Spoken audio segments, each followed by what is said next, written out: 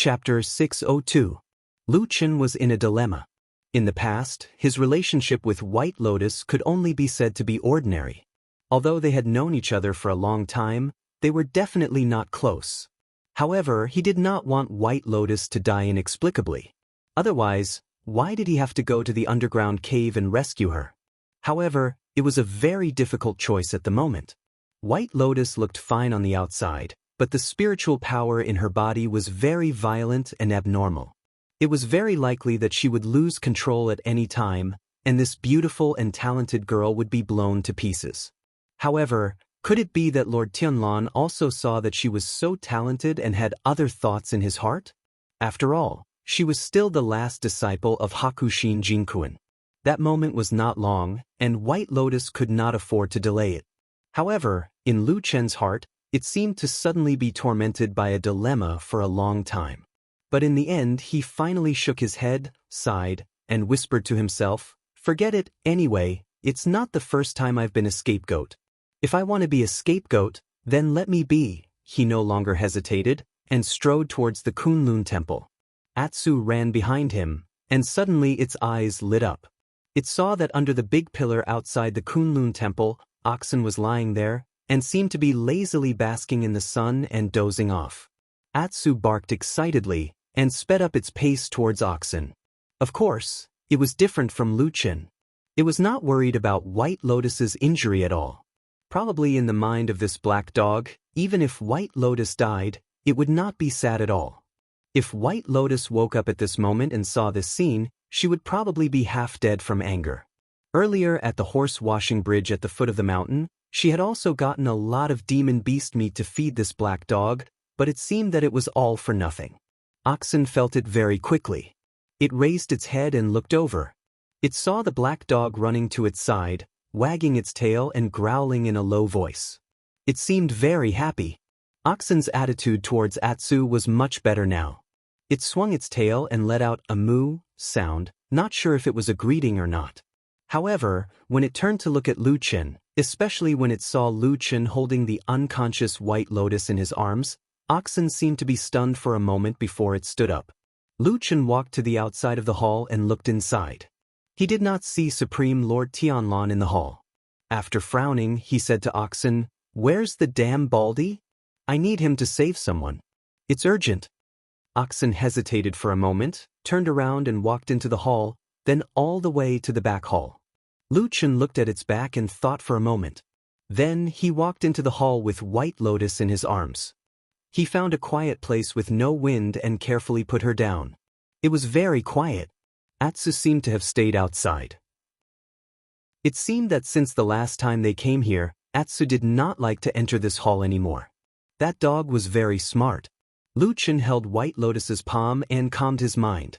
Then, he carefully inserted his spiritual power into White Lotus's body again and began to check on her injuries. The violent spiritual power in White Lotus's body was still extremely fierce, but Lu Chen had learned from the previous mistake. This time, he was very careful to hide in a corner of her meridians, so he persisted a little longer. Taking advantage of this opportunity, he carefully felt the situation in White Lotus's body. Then, his expression became a little strange. The violent spiritual power that suddenly appeared in this girl's body was extremely powerful. Everywhere it passed, it was fierce and violent. Even White Lotus's meridians could not withstand this power. This was the first time Lu Chen had seen such a strange phenomenon in so many years of cultivation. In the past, he had never seen such a strange thing. Because it looked like the spiritual power did not seem to be White Lotus's own spiritual power. With her cultivation realm, her body contained such a powerful spiritual power. It seemed to be very similar to the ancient saying, "A snake swallows an elephant." Lu Chen did not know where this power came from, nor did he know what happened to White Lotus's body. But looking at the injuries in her meridians, she should not be able to hold on for long. Lu Chen quickly pondered in his heart. He thought of all the possible ways he could save her. Finally, he came to a conclusion, and that was, he really seemed to have a way to save her. That was to use the black fire to inject into White Lotus's meridians. Of course, the spiritual power in White Lotus's body was abnormally violent and powerful. It was not suitable to face it head-on. So, Lu Chen would try to burn and slow down this spiritual power from the side. As long as enough time passed, he might be able to slowly grind down this spiritual power. At least, it would not be so violent.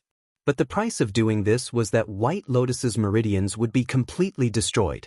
Being ravaged by the violent spiritual power and being burned by the black fire, even if she was a genius of the 5 pillars, she would become a useless person. A useless person or a dead person, which ending was better? Perhaps there was no difference? Lu Chen did not know. At this moment, he could not ask White Lotus for her opinion. Fortunately, he did not dwell on this problem for too long. Soon, footsteps were heard in the hall. The footsteps of a man and a cow walked over together. It seemed that perfected Lord Tianlan was resting at the back of the Kunlun Hall today and was invited by oxen. However, probably only oxen could be so direct and unscrupulous.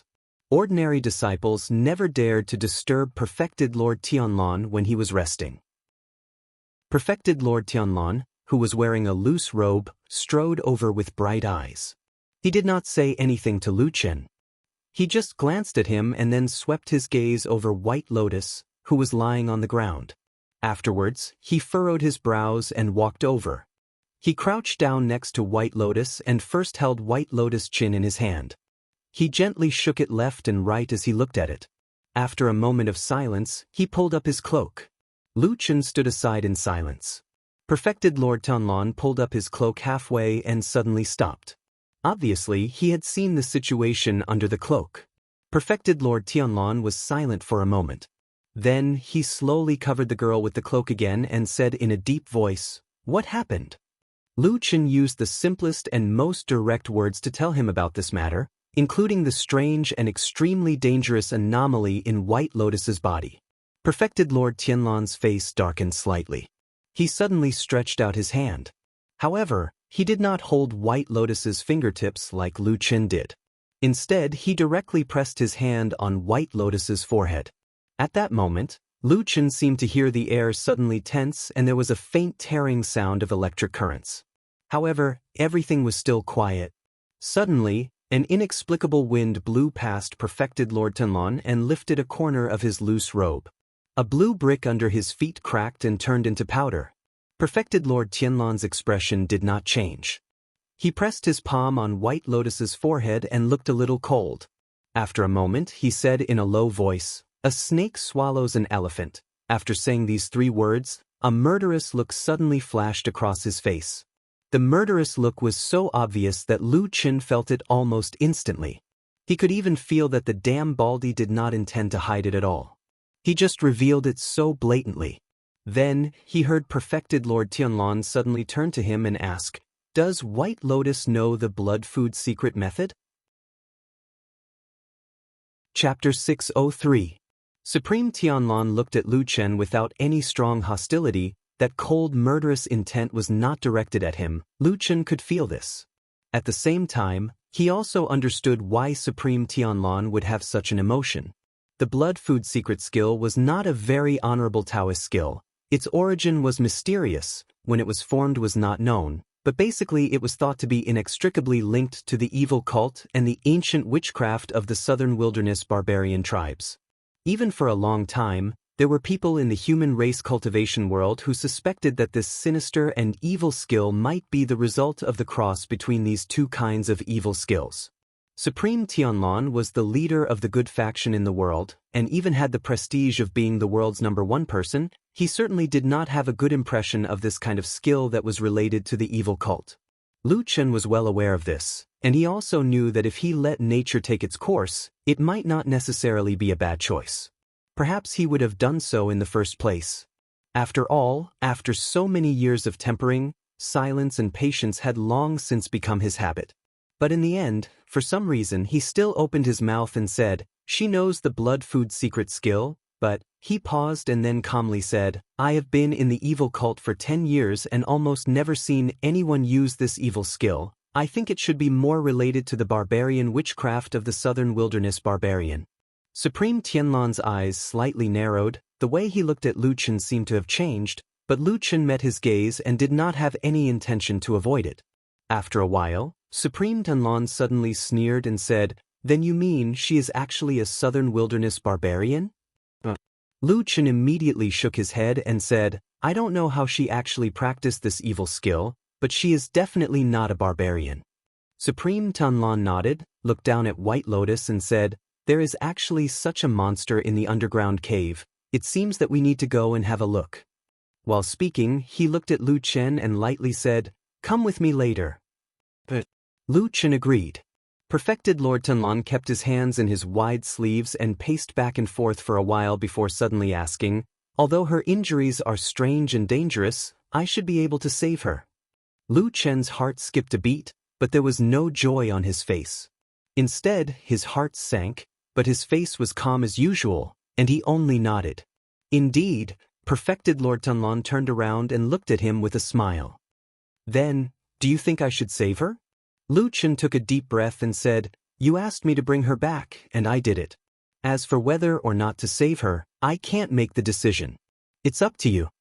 Perfected Lord Tanlon stared at him for a moment before nodding.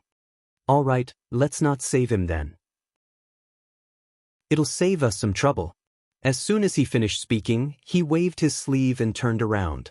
Just like that, he walked all the way into the rear hall and didn't look back even once. Lu Chen silently watched Perfected Lord Tianlan's back as he left. For a moment he was also speechless. When that imposing figure disappeared from the hall, he lowered his head to look at White Lotus on the ground. The cloak was still covering her body. Although it covered her originally beautiful body that was now covered in blood, some of the blood still slowly flowed out and dyed the surrounding bricks red. White Lotus was still unconscious. At least her eyes were tightly shut and there was no sign of her waking up. Lu Chen looked at her beautiful face with an unusually complicated expression. After a while, he bent down and hugged the girl's body again. Perhaps because she was pressed against his chest, White Lotus once again felt that familiar warmth. She moved her body and pressed closer to him. Then, Lu Chen heard her seemingly unconsciously murmur a few words. The voice was very vague and indistinct. Lu Chen listened carefully, but White Lotus didn't continue to speak. After waiting for a while, he had to carry her out of the Kunlun Hall. Atsu was still waiting outside the door. When he saw him come out, he quickly ran over. Lu Chen thought for a while and stepped forward. Atsu looked at him with a somewhat strange expression and then looked at White Lotus in his arms. He didn't seem to understand Lu Chen's actions, but he still followed him in the end. Lu Chen carried White Lotus all the way to the room where Su Qingjun used to live. He pushed the door open and put White Lotus on the bed. Then he asked Atsu to stay at the door. Before he closed the door, he said to Atsu, "Don't let anyone else in." Atsu barked and lay at the door. Lu Chen patted its head and then closed the door. The room suddenly became quiet. It was so quiet that it was somewhat lifeless. However, the strong smell of blood from White Lotus's body made this place feel a little different. At least, it was not so rigid. Lu Chen walked to the edge of the bed and silently looked at White Lotus. After a while, he suddenly said, "There's so much blood on you. You've dirted her bed. I'm afraid that when she comes back, she won't use this bed anymore." White Lotus didn't say anything. It seemed that she couldn't hear his words in her coma, or even if she heard it, she couldn't make any response. Lu Chen didn't say anything. He just frowned and sat down on the edge of the bed. After a moment of hesitation, he grabbed one of White Lotus's soft hands and held it tightly. "Tell me, should I take the risk to save you?" Lu Chen asked White Lotus. Judging from his expression, it seemed that White Lotus would give him an answer. "Moo!" Oxen let out a low moan. It chewed the elixir it got from somewhere unhurriedly. Not far from it, Perfected Lord Tanlon walked over. After glancing at it, he said lightly, "I didn't save her." Oxen didn't respond. Perfected Lord Tianlon also didn't say anything. He just put his hands behind his back and looked up at the sky. After a while, he suddenly sneered and said, "A snake swallowing an elephant? She's so young, but she's really ambitious." This time, the green ox paused for a moment and looked up at Perfected Lord Tianlon. Perfected Lord Tianlon waved his hand and said, "There's no need to be a busybody. My senior brother's legacy has been severed. There's nothing to feel pity about. Besides, she still has 2 senior brothers on Kunlun Mountain. Although they didn't inherit the snow wind scripture, at least they have the status. After a pause, a trace of dissatisfaction flashed across his eyebrows. He said, "But Lu Chen should know what I'm thinking. Why didn't he just kill this woman in the cave and bring back her corpse?" The green ox snorted and mooed. It turned around, as if it was a little disdainful. After a moment of silence, Perfected Lord Tanlun suddenly sighed and nodded. "That's right. You and Master always feel that I'm too murderous. Lu Chen is different from me. Perhaps he has his own merits." He seemed to lose interest and turned to leave while shaking his head. However, he had only taken a few steps when he suddenly sensed something and looked up at the sky again. A ray of bright light shone down from the sky. In an instant, the sea of blood and dark clouds that filled the sky dispersed, and the sky became bright again. The terrifying and gloomy phenomenon quickly disappeared, and the sky became clear again. Perfected Lord Tanlun grinned and muttered to himself, Soon. There's only one more time."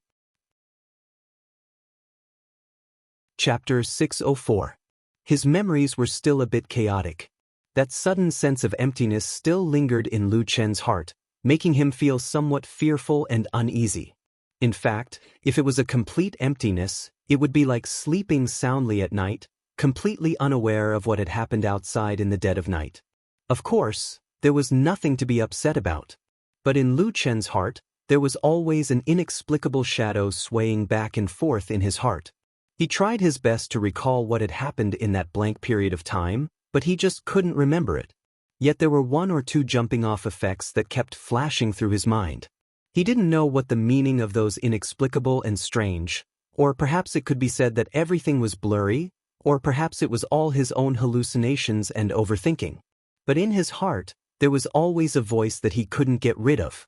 It made his hair stand on end, made him break out in cold sweat, made him continuously search for the past, always returning without any results, but he still couldn't give up. That mournful and angry roar seemed to always echo in his mind. That voice's origins were unfathomable. Perhaps he had never heard these words in his life, but it seemed to be engraved in the deepest part of his heart, never leaving. Those words were like a knife, coldly illuminating the darkest depths of his heart. That voice shouted, "You actually killed even her." A low groan, containing a trace of pain, echoed in Lu Chen's ears. Lu Chen's body trembled, and then he woke up from his imagination and endless bewilderment. He shook his head, feeling helpless towards that almost completely blank and blurry memory. His hand was still holding White Lotus's palm. Probably because he had rubbed and carried her several times, the smell of blood on White Lotus's body had already weakened a lot, and the blood that was originally dripping had also gradually dried up, no longer flowing wantonly. Correspondingly, Lu Chen's cloak seemed to be completely dyed red. Lu Chen composed himself, thinking back to that terrifying conjecture he had just made. For some reason, he actually shivered. For a man with a strong will like him, this was quite rare. But when he looked at White Lotus again, he carefully examined White Lotus's face, silently staring. After a long while, he suddenly sighed softly, saying to himself, "It really seems a bit similar." After saying this, he didn't say anything more. He only looked like he had made up his mind, no longer hesitating. His hand that was holding her suddenly clenched tightly, and then he closed his eyes. The room was extremely quiet until suddenly, a low whistling sound could be heard from an unknown place. Then, a gust of wind blew from a corner of the room, blowing up a corner of Bai Lian's cloak.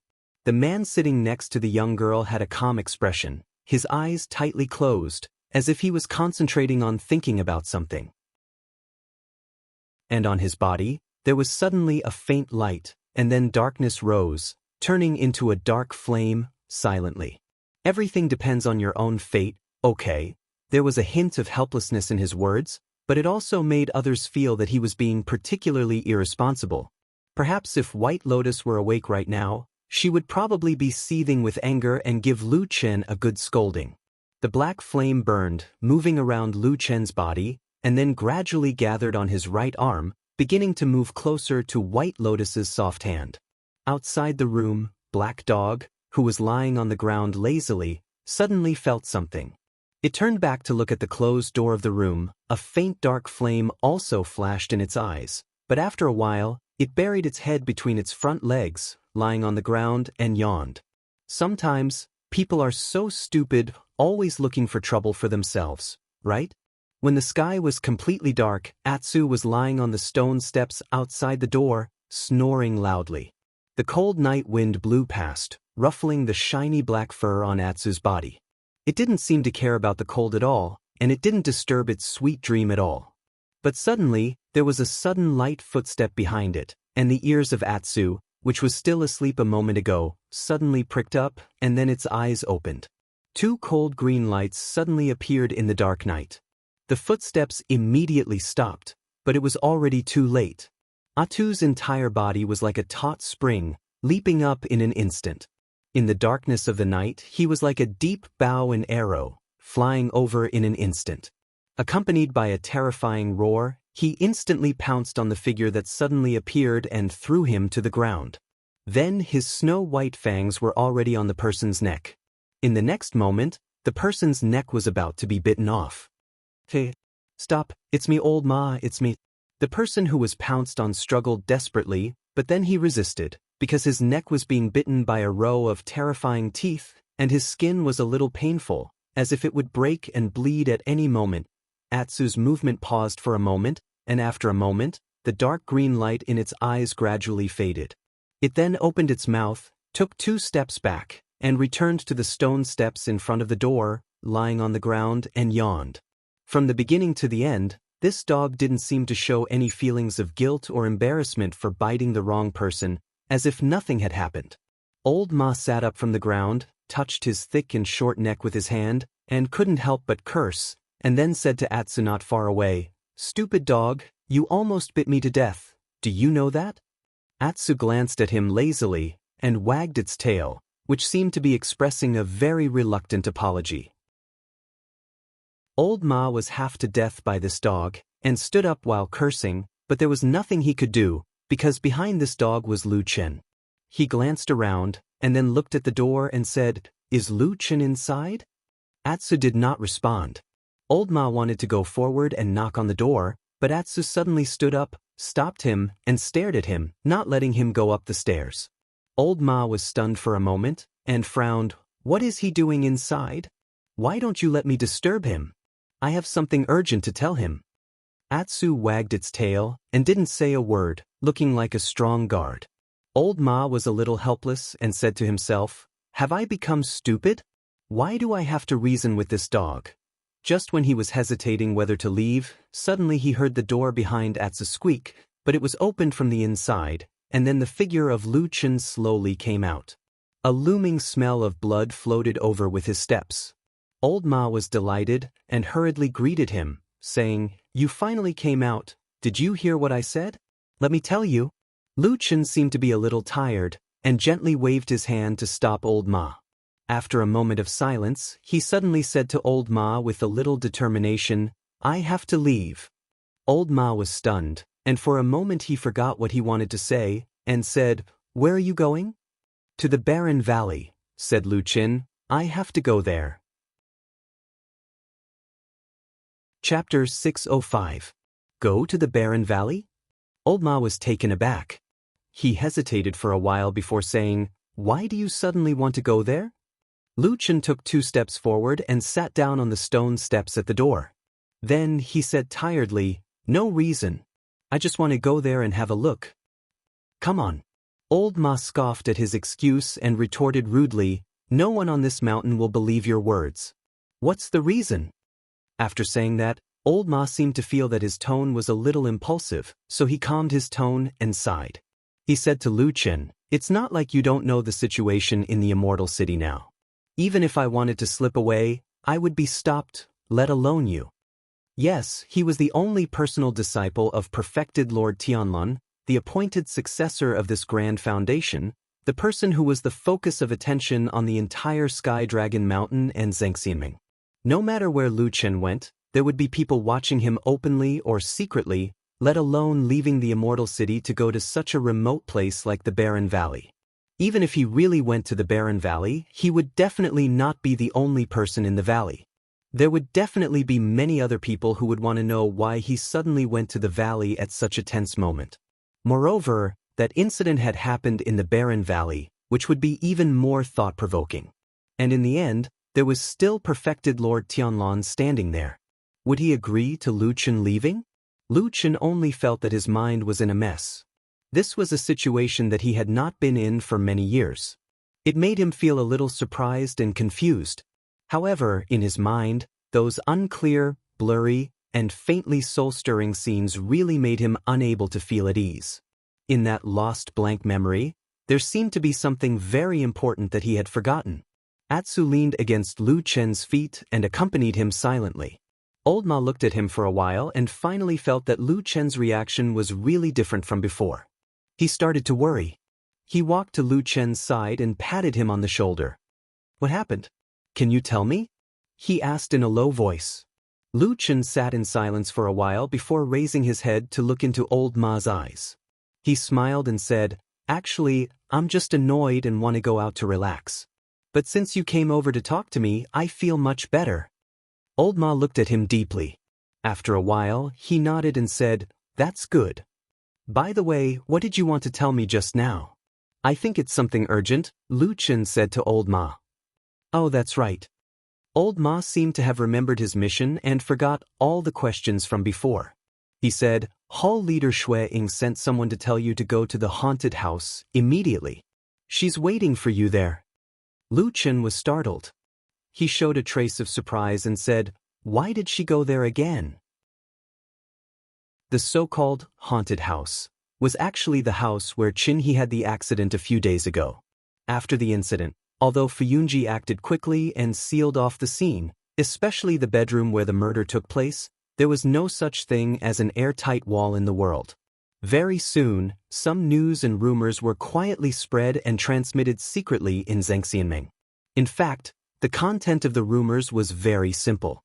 It was nothing more than the scene of the murder that took place in the house was extremely horrifying.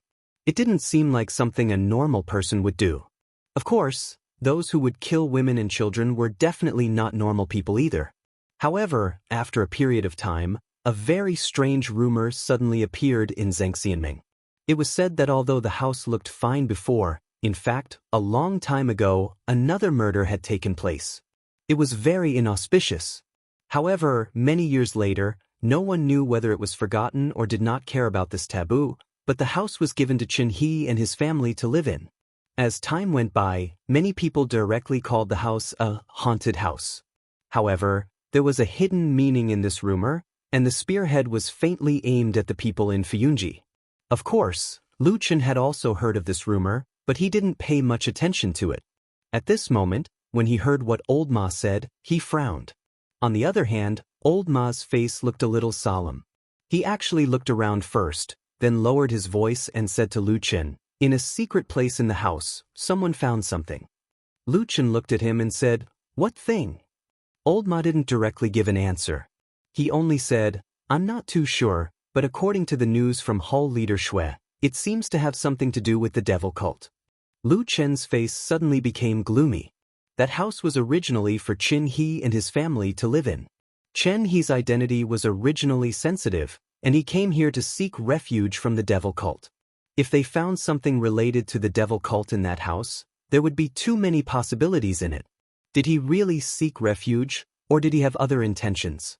There was real evidence, and someone was trying to frame him? Lu Chen only felt that his eyes seemed to be in a mess again. It was hard to see clearly. It seemed that ever since he recalled that vague memory, his mind was always a little confused. He sighed, nodded to Old Ma, and said, "Then let's go there." Old Ma responded. Lu Chen stood up and hesitated for a moment. He looked back at the house, then reached out and closed the door. Then he told Atsu, "You still stay here, don't let anyone else in, understand?" Atsu barked twice, but it seemed to be a little dissatisfied. Lu Chen touched its head and comforted it, saying, "Do me a favor, Old Ma and I will go there for a while, and we will be back soon." Probably the words, "will be back soon," made Atsu feel at ease. It quieted down and then lay on the ground. Lu Chen smiled, waved to old Ma, and walked forward. The road outside was still shrouded in darkness, but when he looked into the distance, Lu Chen suddenly found that on the distant horizon, there seemed to be a faint glimmer of light. He kept walking and gazed into the distance. For a moment he suddenly thought of something. It had been so many years. It had been so long since the Battle of the Barren Valley. Countless days and nights, countless things, pain, good times and bad times, but there had never been a memory of that blank period in his mind. But why, this time, he suddenly remembered it? Although it was still vague, he vaguely felt that it was not an illusion. Something must have happened, but he could not remember it. That feeling, it was as if some kind of power had silently sealed that memory in his mind, but he did not know why. Suddenly, the seal was suddenly broken. So what was the reason for this action? What kind of power had suddenly broken the strange seal in his memory? Chapter 606. The haunted house, on Mount Tianlong that was gradually becoming famous was located on the side of Fuyunji territory, so it didn't take Lu Chen and old Ma much time to get there. However, even though Lu Chen was a man with a strong will, he didn't have the perverted hobby of liking bloody scenes. So after the incident here came to an end, he didn't come to the vicinity anymore. Even recalling the scene in that bedroom wasn't a pleasant thing. When they walked outside the haunted house, Lu Chen saw the Fuyunji people guarding around the house. Of course, the number of people was much less than on the night of the murder, but it was enough to stop people with ulterior motives from entering. At this time, the sky was still dark, and the faint light in the distance was slightly brighter. However, the darkness before dawn still seemed to be suppressing the light, making one's heart feel stifled. Seeing Lu Chen and old Ma walk over, the guards standing at the gate quickly came to welcome them. It seemed like they had already received orders, so they directly let Lu Chen and old Ma in. They also explained that Hall Master Xue and the others were waiting at the crime scene for young Master Lu's arrival. Lu Chen nodded and walked in with old Ma. After entering the door of the haunted house, they could clearly feel a sense of coldness. Although the houses and pavilions looked the same as a few days ago, it gave off a lifeless and gloomy feeling. Old Ma couldn't help but frown. He said to Lu Chen in a low voice, "Is there really something strange about this house? It makes people feel a little uncomfortable the moment they enter." Lu Chen glanced at him and said, "Could it be that you're thinking too much?" Old Ma grunted and said, "That's not for sure. After such a terrible thing happened, of course, no one would stay here anymore. Even Chen, he had to find another place for him to settle down. This was to prevent him from feeling sad and causing more trouble. As for the haunted house, it had naturally been thoroughly searched by the people of Fuyunji. Even today, they had called Lu Chen over because Blood Warbler and the others seemed to have made a new discovery. However, just like how time would always pass, memories would always be hard to grasp. No matter how ghastly the bloodstains were, no matter how tragic, it would eventually dry up. The thick and horrifying smell of blood in the air had mostly dissipated, leaving only a little bit of the smell, which still reminded people of that horrible scene. Lu Chen inexplicably felt a burst of irritation in his heart, but he still endured it on his face and did not reveal any emotions.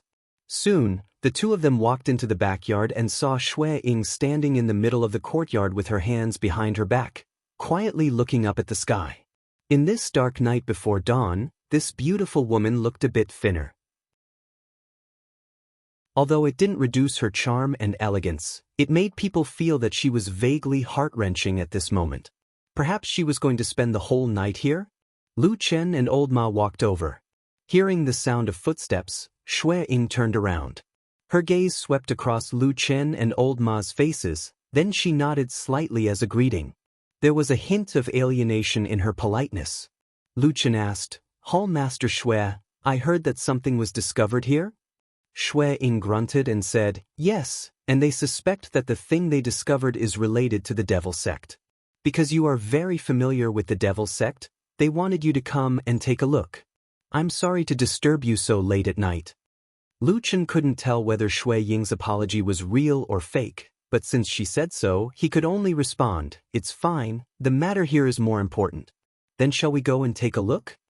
Xue Ying nodded and gestured with her hand, then led the way to the bedroom. Lu Chen looked in that direction and frowned slightly, but he didn't hesitate to follow. Old Ma, on the other hand, stood where he was, a little hesitant. But in the end, he sighed and followed the two of them into the bedroom. There were candles and lamplight in the bedroom. It wasn't as dark as it was on the night of the murder, illuminating most of the room. Lu Chen stood at the door and looked around. He could vaguely make out the original layout of this place. It was an ordinary but warm residential room. But now, of course, everything was different. Most of the furniture had fallen to the ground, and even if it wasn't broken, it was stained with blood. Even the floor was covered with dark red stains, big and dirty. The corpses that had once laid here were long gone. Lu Chen suddenly thought of a phrase, to bury in peace. Unfortunately, his own rationality told him that those poor women and children might not be able to find peace even now. This matter was too big, and the repercussions were too bad. The Floating Clouds office had to investigate this thoroughly. Only then would they be able to give everyone an explanation. More accurately, it was for Shuang to give an explanation to Supreme Tianlan. The corpses of those who had died might still be preserved by Fuyunji, stored in some secret place. As for the wishes of those who had died, or even the wishes of the living like Chen He, everyone could comfort and sympathize, but no one would care. Shui Ying walked into the depths of the room and stepped over the shocking bloodstains on the ground.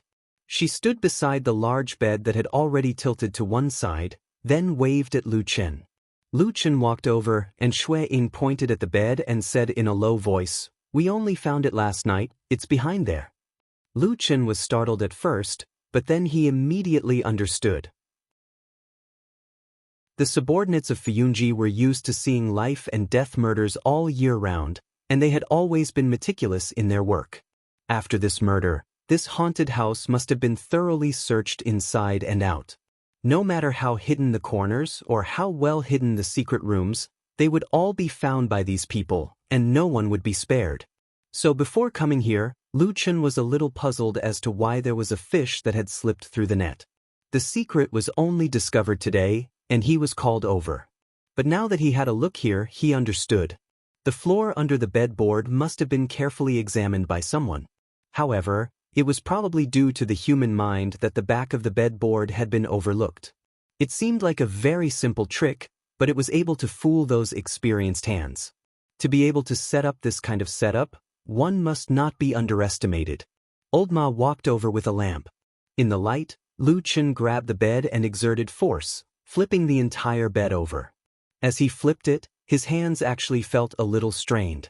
The weight of the bed was actually quite heavy, indicating that the wood was very thick and good.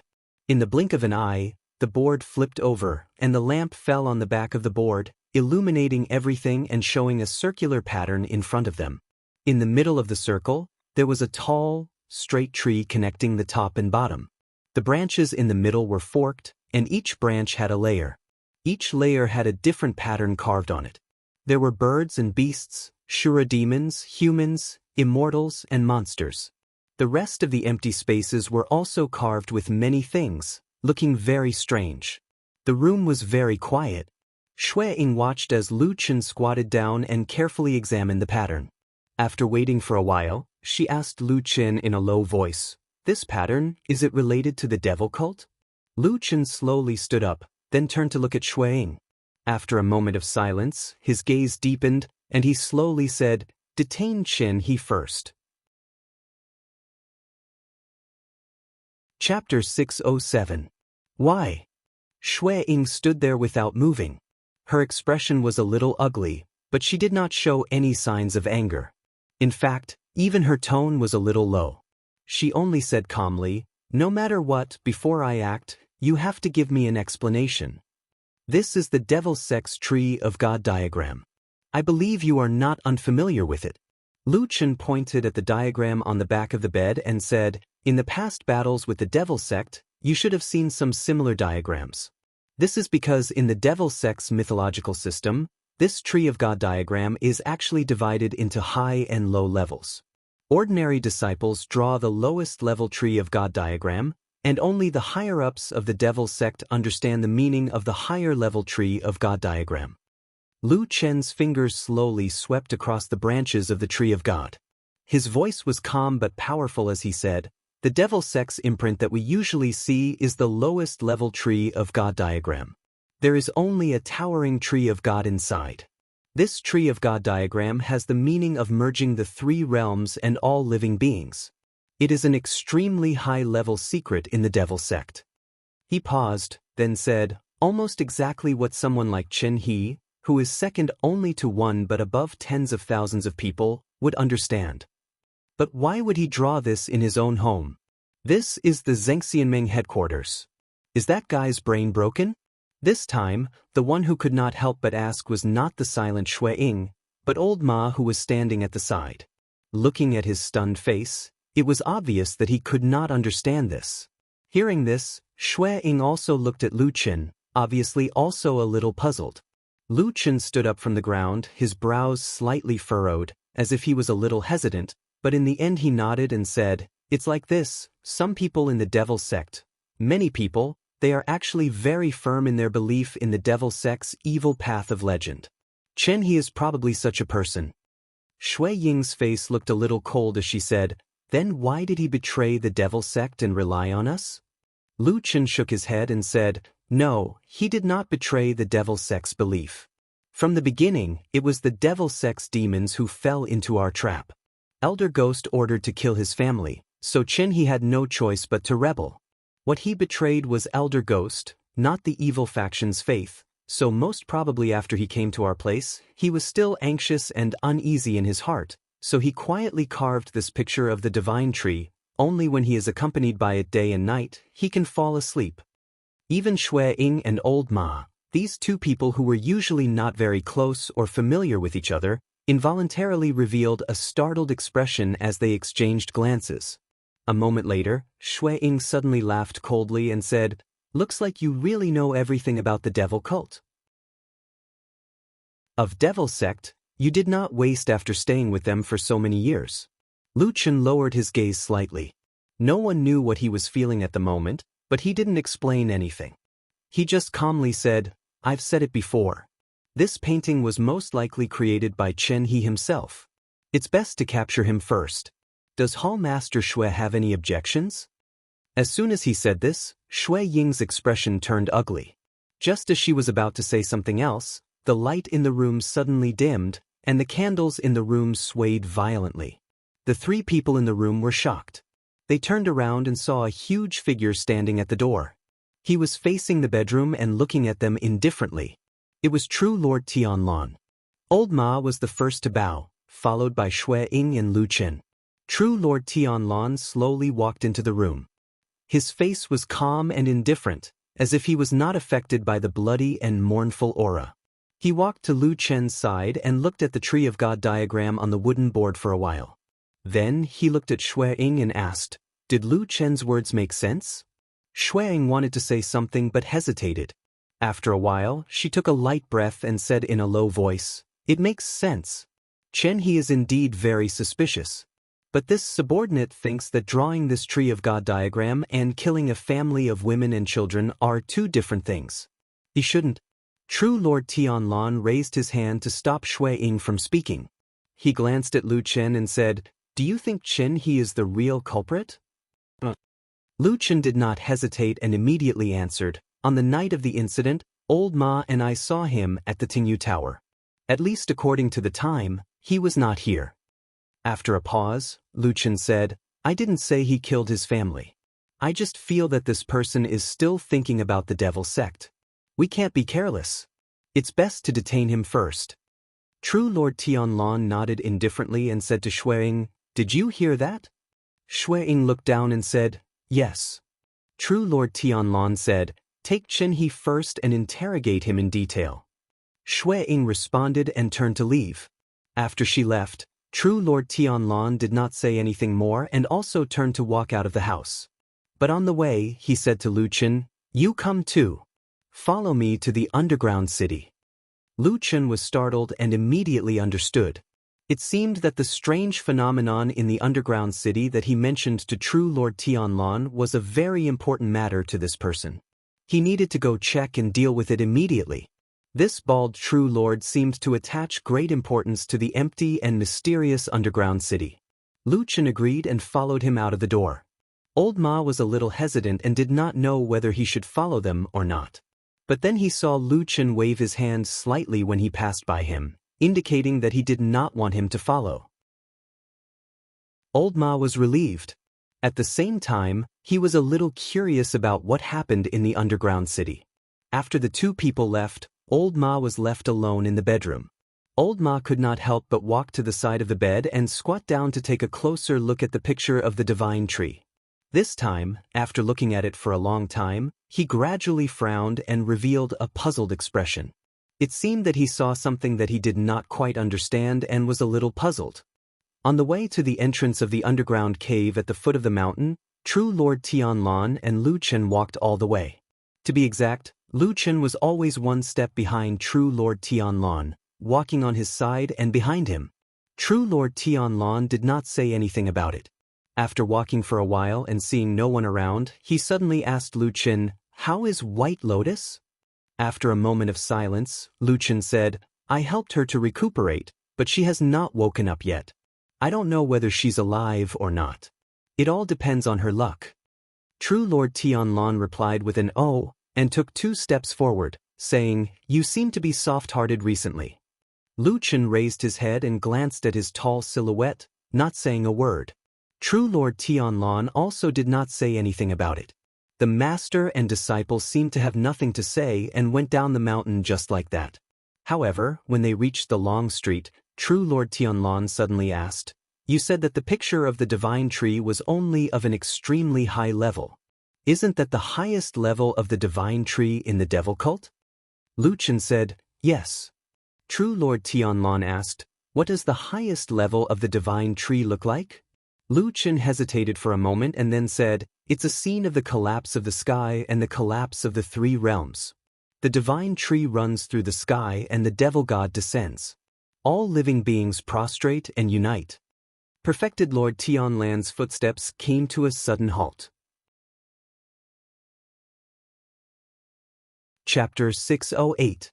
Lu Chen saw that Perfected Lord Tianlan stopped but did not turn around. He just looked into the distance. He looked in the direction of Perfected Lord Tianlan's gaze and saw that the sun had finally broken through the horizon in the distance. Its warm radiance dyed the sky red, bringing light and hope to the world. "It's daybreak," Perfected Lord Tianlan suddenly said. Lu Chen nodded and said, "Yes, it's daybreak." Perfected Lord Tianlan stared at the rising sun and said, "Do you believe in the words of the devil cult?" Lu Chen said, "If I believed in those nonsense, I wouldn't have done those things in the barren valley." Perfected Lord Tianlan nodded slowly and said, "You're right. At that time, the demons of the devil cult were only one step away from the true God's descent. So on the matter of the devil cult, even if I don't believe in anyone in the world, I will definitely believe in you." Lu Chen looked at him and Perfected Lord Tianlan turned back, smiled at him and even patted Lu Chen's shoulder. There were some words that they should understand in their hearts, but they wouldn't say it out loud. For people at this level, in a sense, trust was often more important than ability. No matter what one's background, character, ability, or means, trust was the most difficult thing to obtain. Standing at the peak of the human race, deity stage perfected cultivators had seen through the superficial and fickle human affairs and the changes of the world. In the bloody battles with the devil cult over the years, mutual deceit and intrigue had become commonplace. They, who had to be on guard against the weapons stabbing from behind at all times, were the ones who valued and trusted the most. Perhaps it was because of this that Perfected Lord Tianlan had always regarded Lu Chen with special respect. Only he had always believed that no matter how the world changed, only Lu Chen would always stand with him and would never conspire with the devil cult. By the way, Supreme Lord Tianlan turned around and continued to walk forward. At the same time, he said casually, "You've been in the devil cult for so many years. I heard that those evildoers are very good at brainwashing. Why are you still able to stay awake?" Lu Chen followed behind him. After a moment of silence, he said, "You taught me." Perfected Lord Tianlan glanced at him before bursting into laughter. There seemed to be a hint of gratification and joy in his laughter. "With the 3 of us here, moving unhindered throughout the world is a small matter. In this world, There is not a single person who can contend against us. Even that bastard Tianlon has no choice but to lower his head. A slightly complacent voice came from the main hall of the Starry Hall.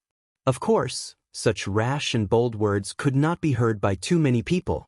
Therefore, at this moment, there were only 3 people sitting in the Starry Hall. They were the 3 famous perfected lords of the divine transformation realm in Zhengxianming. They were the master of the Starry Hall, perfected Guyu, the master of the Heavenly Law Hall, perfected Tai Hu, and perfected Guangbo. The one who was speaking now was perfected Guangbo. He looked excited and expectant. Obviously, he was very proud of himself for organizing this secret alliance against perfected Lord Tianlon and the Fuyunji faction. He almost patted his chest and boasted. Compared to perfected Guangbo's arrogance and complacency, perfected Guyu and perfected Tai Hu looked calmer. Among them, perfected Guyu pondered for a moment and looked at perfected Tai Hu. Then he asked, "You really can't persuade perfected Golden Dragon and perfected Flowing Cloud?" Immortal Guangbo's expression froze. Immortal Jianghu, who was sitting beside him, continued, "Yes, I've talked to the 2 of them in private.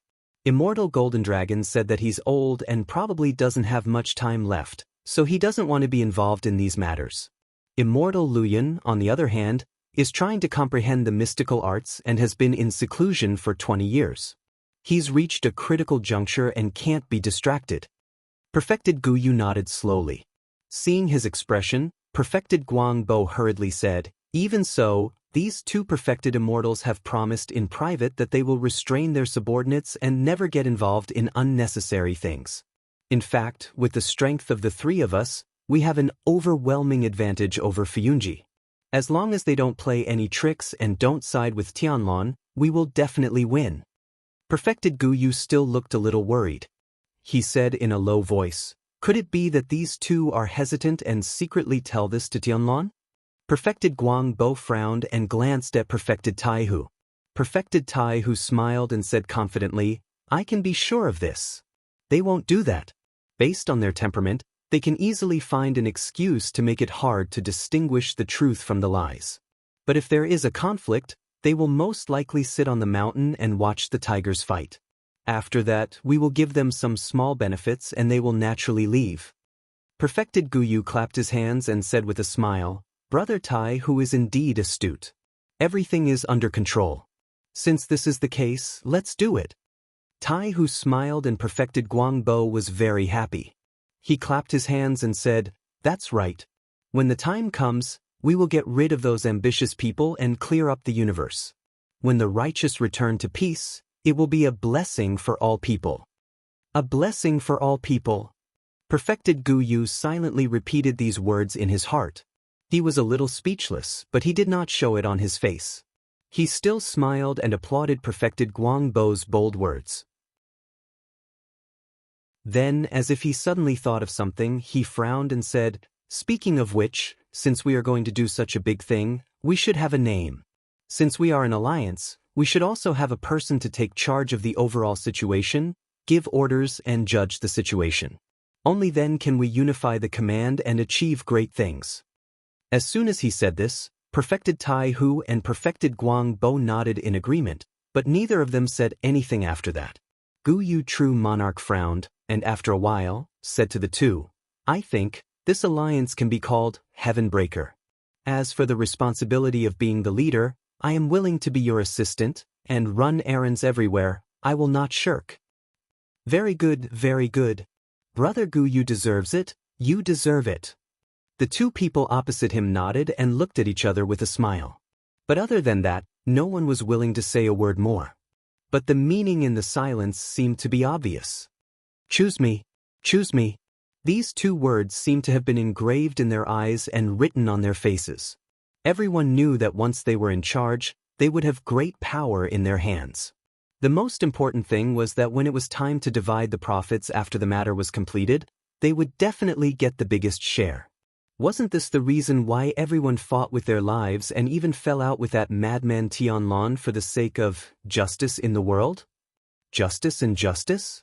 What was that? Could it be eaten? Could it feed so many people under them? The two looked at Perfected Guyu with smiles on their faces. Obviously, they were waiting for Perfected Guyu to continue speaking and say that name. Even though Perfected Guyu's cultivation was profound, his willpower was firm, and he was mentally prepared, but at this moment, being looked at like this by the two people, he felt his heart numb.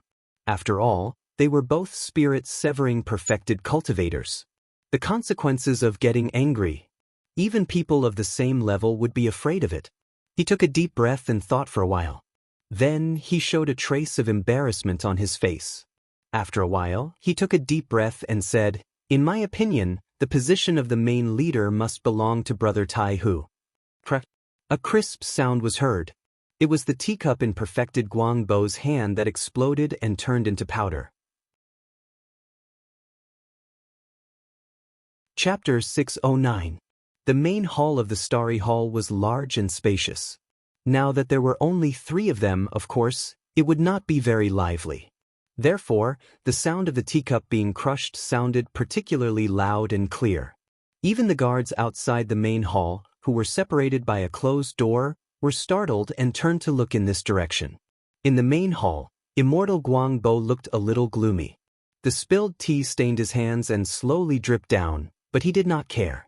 As for the other 2 people sitting at the side, Immortal Jianghu seemed to have suddenly become deaf and did not hear anything. He calmly picked up his teacup and took a sip of tea.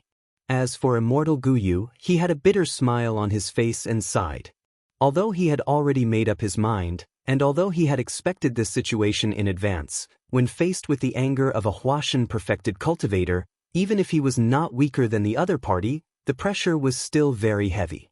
In this world, no one knew better than the Huashan perfected cultivator how terrifying a great cultivator who had cultivated to this level was. However, when Immortal Guyu thought of this helplessly, he suddenly felt a jolt in his heart and became absent-minded for a moment.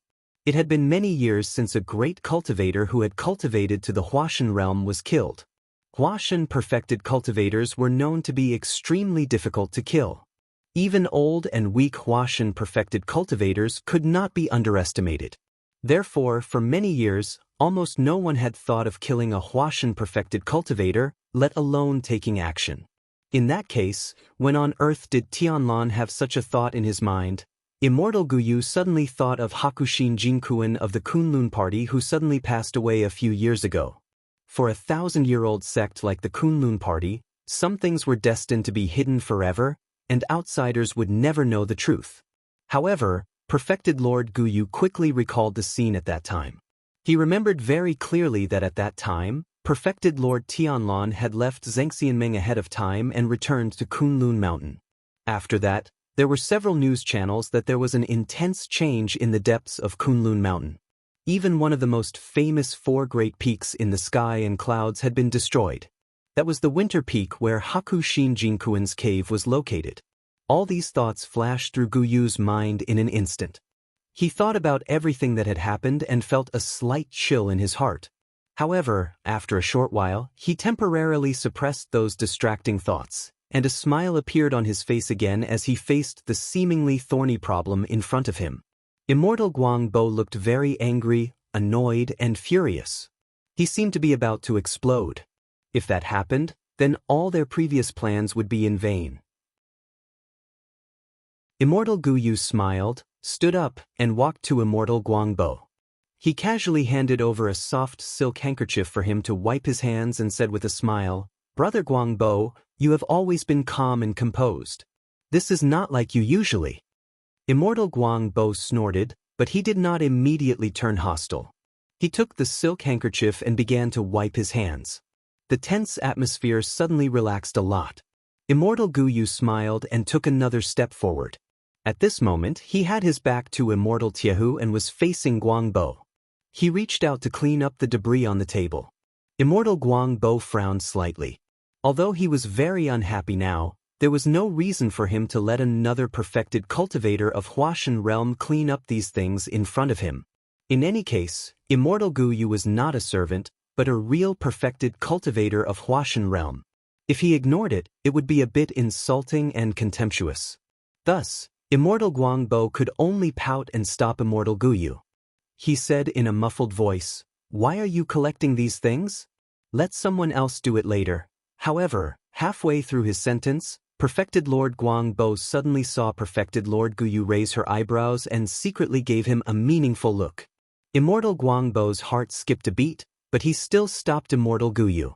Of course, Immortal Guyu could not really do these things, so he stopped and looked up at Immortal Tiehu. He said, "Brother Tiehu, Brother Guangbo, in my opinion, this matter should be settled. After all, even if we succeed in the future, the three of us will have the final say on how to split the profits. How about we wait until then?"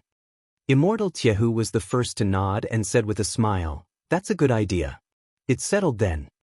He then looked at Immortal Guangbo. Immortal Guangbo looked unlucky and had a complicated expression on his face.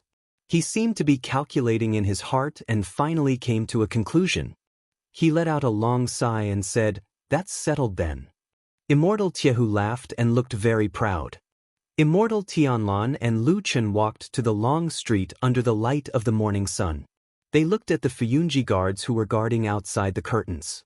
Among them, Lu Chen saw the leader, Lu Ting, whom he had noticed the other day. However, at this time, Lu Ting did not seem to have noticed the two big shots who were walking over from the distance. He looked dispirited and seemed to be a different person from when he met Lu Chen. Lu Chen felt a little strange, but then he saw that the morale of the guards around Lu Ting was not high. His heart moved and he could roughly guess the reason. These guards seemed to have been on duty for the whole night, but Lu Chen clearly remembered their expressions when he brought White Lotus out. It was impossible to hide this matter in broad daylight. Now that so much time had passed, it was needless to say that the upper echelons of Fuyunji, especially Shui Ying, must have known about it. He let White Lotus sneak into the underground, and so many people actually did not notice? This was definitely going to cause trouble, but it had not been dealt with yet. However, with Shui Ying's methods, she would definitely make Lu Ting and the others suffer. It was no wonder that Lu Ting and the others were frowning. While he was thinking, Immortal Tianlan had already walked close to the entrance of the underground tunnel. The guards at the outermost area were just about to give him a warning and drive him away when their bodies suddenly shook and their eyes widened in disbelief. After a while, they were so frightened that they jumped up and saluted. Lu Ting, who was at the back, had not reacted yet. He was so preoccupied that he did not even look over. He was so anxious that a guard went over and pushed him hard. Lu Ting staggered and almost fell to the ground. He was furious and was about to curse when Tianlan and Lu Chen's figures suddenly appeared in his sight. Lu Ting shuddered and immediately strode forward. However, he stammered as he looked at Perfected Lord Tianlan, a big shot who was usually revered like a god, standing there. His body trembled slightly, but he did not know what to say. At this moment, Lu Chen, who was standing beside Immortal Tianlan, smiled and said to Immortal Tianlan, "Master, this person is called Lu Ting, a guard captain in Fuyunji. He usually does his work well, but he suffered because of oxen a few days ago." If Lu Chen had only mentioned how Lu Ting was capable, Perfected Lord Tianlan would probably have nodded his head at most and would not have paid any attention to it. However, Perfected Lord Tianlan was a little surprised when he suddenly mentioned the green bull. He took another look at Lu Ting and asked, "What's going on?" Lu Chen smiled and said, "That day, oxen suddenly insisted on going down here and it was difficult for them to guard. You also know oxen's temper, so they suffered a lot. Fortunately, I passed by here later and showed up to take oxen down, otherwise it would have been a lot of trouble." Perfected Lord Tianlan acknowledged and nodded. "Well done." After a pause, he suddenly glanced at Lu Chen and said lightly, "Do a good job in the future. Fuyunji is the fairest place. Those who are capable will definitely be promoted." Lu Ting was overjoyed. His legs turned to jelly and he knelt down. The guards behind him also knelt down and thanked him profusely. Immortal Tianlan did not say much and walked over directly. When Lu Chen followed him, he took a look at Lu Ting and saw that Lu Ting's eyes were filled with gratitude and he nodded heavily at him. Chapter 610. He was not an emperor, but he was better than one. The surrounding people were prostrating before that tall figure with looks of admiration and gratitude on their faces. All of this was because of a simple sentence from Perfected Lord Tianlan. He did not even give a solid promise. Just a simple compliment was enough to make these people so agitated. Lu Chen stood beside Perfected Lord Tianlan and watched all of this in silence. Then, the two of them walked into the underground tunnel. Lu Ting and the other guards followed in fear and trepidation. They did not even dare to speak to Perfected Lord Tianlan and could only ask Lu Chen carefully if he needed their help. Moreover, their faces were filled with anticipation and desire, as if it would be their greatest honor if Perfected Lord Tianlan needed their help. It seemed like they were even willing to go through fire and water for him without any hesitation. Lu Chen politely but firmly rejected them. The surrounding guards looked as if it was only natural and agreed repeatedly, respectfully sending the two lords into the underground world. After entering the underground tunnel, the voices behind them disappeared and the surroundings became quiet. Only the footsteps of Perfected Lord Tianlan and Lu Chen could be heard. It really felt as if they had suddenly entered another world from the noisy mortal world. After walking for a while, Perfected Lord Tianlan suddenly said, "When those people outside were kneeling to us, I noticed that your expression was a little unnatural. What's wrong?" Lu Chen was silent for a moment before saying, "This is the first time so many people have knelt before me. Although they are mainly kneeling to you, I still feel a little strange." Perfected Lord Tianlan said, "Did they do this when you were in the fiend cult?" Lu Chen thought for a moment before saying, "Basically not. Occasionally, there will be some master and disciple kneeling to each other. However, the fiend cult does not pay attention to such things, so it's very rare." Perfected Lord Tianlan was silent for a moment before saying, "You should know that I didn't ask them to kneel to me. Those people outside all wanted to kneel on their own, or when someone took the lead, everyone followed suit." Lu Chen nodded. "I understand." After saying that, he paused for a moment before smiling as if he was mocking himself. "Actually, I've also knelt to you before. Speaking of which, I'm not qualified to laugh at them. Those people are all small fries. Humans are born with the mentality of looking up to the strong." Perfected Lord Tianlan said calmly, "Too many people have always admired and looked up to the high and mighty experts, thinking that they are omnipotent. It's as if there's a dazzling brilliance around those experts no matter how you look at them. They've reduced themselves to dust and become ants." He looked at Lu Chen and said, "Do you think I'm right?" He looked at Lu Chen and said, "Do you think what I said makes sense?" Perfected Lord Tianlan replied, "Of course, there will always be some ambitious elites. However, what do you think if I say that most mortals are like that?" Perfected Lord Tianlan smiled and patted Lu Chen's shoulder with a gentle expression and gaze. "You're different from them. Don't be like this." Perfected Lord Tianlan smiled and patted Lu Chen's shoulder with a gentle expression and gaze. "You're different from them. Don't be like this." The red light of the blood moon had become somewhat familiar to Lu Chen. Therefore, when the light landed on him again, he even felt an inexplicable sense of intimacy. Of course, he was soon reminded of the many things that had happened in the underworld, those unpleasant memories, and his good mood was gone at once. Perfected Lord Tianlan looked up at the blood moon in the sky and narrowed his eyes as if he was observing something. After a while, he said to Lu Chen, "Bring me to the place where the accident happened." Lu Chen nodded and led him forward. Although he still hadn't figured out the secret of the underground cave and the strange blood moon in the sky, as well as what exactly Perfected Lord Tianlan wanted to do underground with the Starry Hall, it was obvious that this bald Perfected Lord was very concerned about this place and attached great importance to it. It was not easy to find a place or thing that could make Perfected Lord Tianlan come to check immediately after hearing it. The blood-red light sprinkled on them and their footsteps echoed in the empty street. The walls and doors of the big houses seemed to be stained with blood, giving off an inexplicable sense of mournfulness. Walking in this kind of place really had the illusion of walking in hell, making people feel very uncomfortable. However, Perfected Lord Tianlan and Lu Chen didn't show any discomfort on their faces. Perhaps this discomfort was nothing to them. Lu Chen had been paying attention to the surroundings while walking. The strange red mist that had floated in the air earlier was gone now, and so was the smell of blood in the air. There seemed to be no trace of what happened that day, as if it were a dream. Now, he could only go to the courtyard where the incident took place to see if there were any traces left behind. Of course, Lu Chen wouldn't suspect that his eyes were playing tricks on him or that his memory was playing tricks on him. He remembered the scene that day very clearly, including the bloody man who fell to the ground. After walking through the long street, they came to a house near the strange statue in the center of the city. Lu Chen pointed at the door and said to Perfected Lord Tianlan, "I found White Lotus in the backyard inside." Perfected Lord Tianlan nodded but didn't enter the house immediately. Instead, he looked at the terrain here first and then suddenly looked back at the huge statue that ran through the whole underground cave not far away.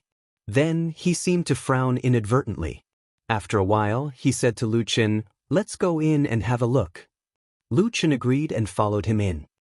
A gust of wind blew in from somewhere in the underground city and swept over their heads. Almost at the same time, they smelled the faint smell of blood in the wind. Perfected Lord Tianlan didn't notice it at all. With his hands behind his back and his wide robe sleeves fluttering slightly, he walked along the corridor into the backyard. Lu Chen followed him.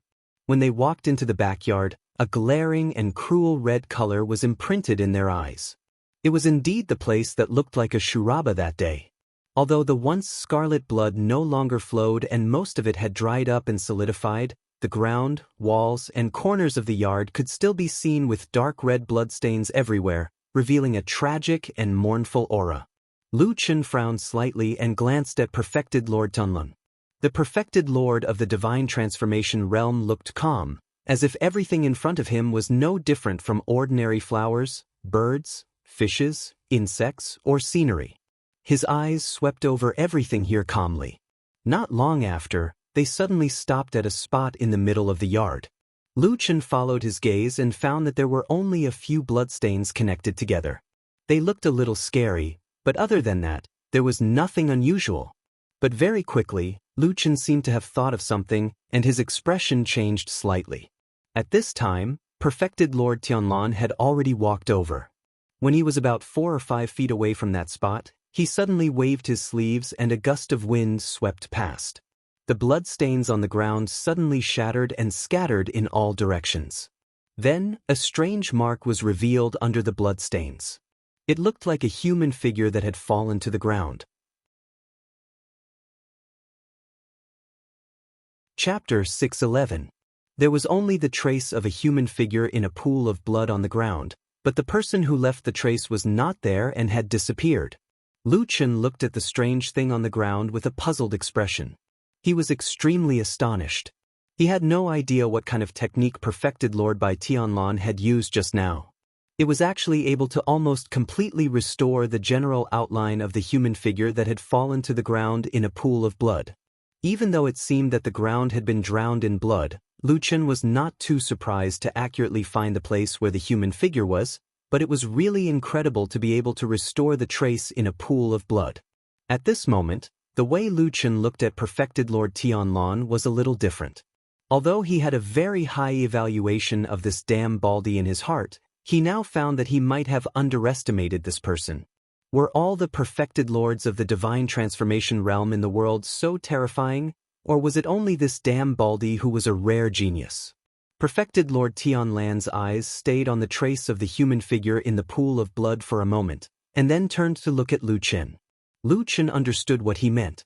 After thinking for a while and looking at the surrounding terrain, he nodded and said with certainty, "It's here. That bloody man fell in this place." Perfected Lord Tianlan nodded and turned to look at the backyard full of blood.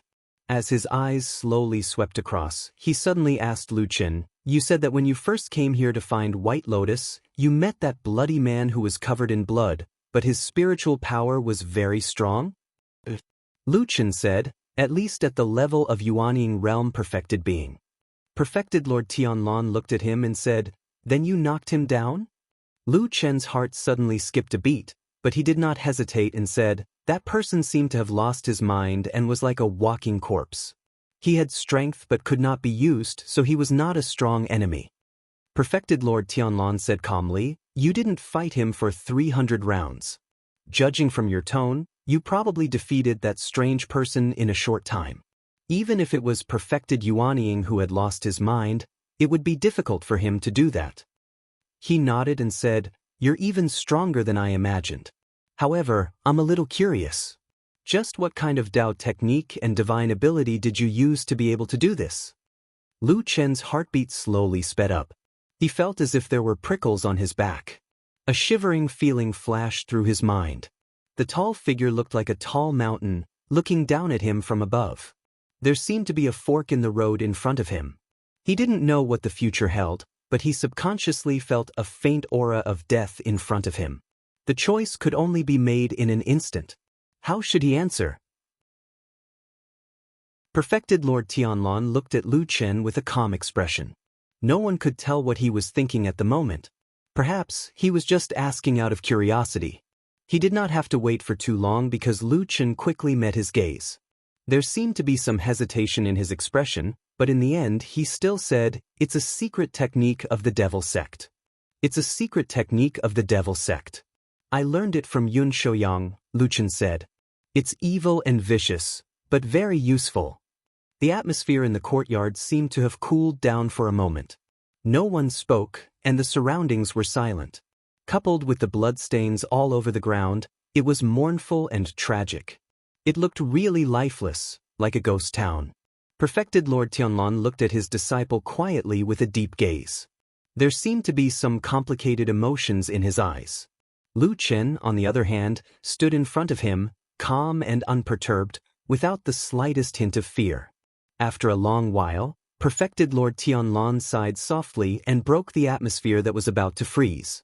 "Have you thought about the consequences of using such a method?" There was no one else here at that time. The only person, White Lotus, was also restricted, Lu Chen said. "I won't use it when there are outsiders around." Perfected Lord Tianlan still seemed to be a little worried. He frowned and said, "You have many other choices. It would be better if you could completely not use these unorthodox methods. I don't have any stronger methods." Lu Chen looked into his eyes and said, "I thought you should remember that I was still a child when I was sent to the Devil Sect. You only taught me patience and unwavering faith. I learned most of the techniques in the Devil Sect." Perfected Lord Tianlan suddenly stopped talking. He pursed his lips slightly and his gaze became increasingly distant as he stared at Lu Chen. It was as if in that instant, the radiance in his eyes had already penetrated the person's bones and flesh and seen through his heart. Lu Chen, on the other hand, was still standing there. After a while, he flipped his hand, and a black dagger appeared in his hand. It was short, sharp, and carried a cold and icy killing intent. Perfected Lord Tianlan's gaze fell on the black dagger. Lu Chen said, "I used it to stab Yun Shouyang's back and then destroyed the god-subduing incantation formation." After saying that, he flicked his wrist and the black dagger suddenly flew up. It wasn't fast, but it flew straight towards Supreme Lord Tianlan. However, when it was still around 2 feet away from Perfected Lord Tianlan, the black dagger abruptly paused in midair and remained motionless. From the beginning to the end, Perfected Lord Tianlan did not look at the black dagger at all. His gaze was always on Lu Chen's face. He was like an unreachable peak with a natural coldness. He did not care about the ants in the world and only cared about the boundless blue sky above his head. Perhaps the only dream and goal of a peak was to chase or even break through that sky. However, the person in front of him was not an ant in his heart. He was his disciple. Perfected Lord Tianlan stared at Lu Chen. Although he did not say anything, the invisible pressure was already as heavy as a mountain, making it difficult for Lu Chen to breathe. As time passed, the silence seemed to be increasing the burden and he was gradually unable to bear it. Fortunately, at this moment, Perfected Lord Tianlan broke the silence again. He said to Lu Chen, "The demonic techniques of the Devil Sect confuse one's Dao heart and harm one's foundation. From now on, don't use them anymore." Lu Chen was slightly relieved. However, before he could truly heave a sigh of relief, Perfected Lord Tianlan suddenly took a step forward and stretched out a hand, flicking out a finger. Ding! His finger flicked the edge of the black dagger. In an instant, several cracks suddenly appeared on the dark killing weapon and spread wildly. In the blink of an eye, after a muffled sound, the black dagger suddenly turned into countless tiny fragments and fell to the ground, turning into dust. Lu Chen's body shook violently. Suddenly, he let out a muffled groan and a green aura flashed across his face. Then, he suddenly covered his chest with his hand and took 2 steps back. Immediately after, he spat out a mouthful of blood. He seemed to have suffered a heavy injury and almost knelt on the ground. At the same time, perfected Lord Tianlan's figure appeared beside him like a ghost. He placed a palm on his back and a pure, righteous and warm power that was like the morning sun surged into Lu Chen's body, suppressing all the evil power that was about to explode in his body. His deep and thick voice echoed in Lu Chen's ears. "It's my negligence. From today on, you will follow me to practice Dao techniques. I will teach you the magical power of the word, heaven." Chapter 6:12. Most people in the world would probably be extremely moved and excited when they heard perfected Lord Tianlan's promise. Lu Chen gritted his teeth with a pained expression on his face.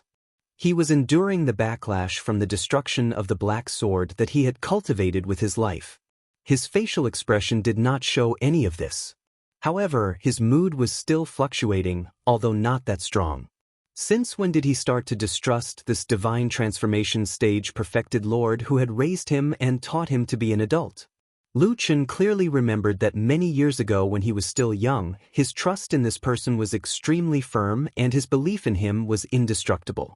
If not for this, he would not have been able to survive those difficult days in the devil cult. Because during that period of time, apart from the physical fights, it was actually more of a mental torture. A person's trust could be pure, but if there was the slightest suspicion at the beginning, even if it was just a small crack, it would quietly and slowly expand, and one would think of many things that one would not care about or think about in the past. Just like the words he had just said about his teacher's kindness, words that were enough to make one shed tears of gratitude. As Lu Chen endured the pain on his body with a pained expression, he couldn't help but secretly think in a dark corner of his heart, have I really been negligent? Even if he really had countless important things to do and plans for his only personal disciple, would he really neglect to teach his disciple? Or perhaps, in the previous days, he had other plans in mind? Lu Chen felt that at this moment, he suddenly understood what the saying, "People's hearts are unpredictable," meant. This person's mind was too hard to guess, and it was already very difficult for him to trust him unconditionally like before. After a long while, the pain in his body was slowly suppressed. Perfected Lord Tianlan's expression relaxed a little, and he withdrew his palm and straightened up.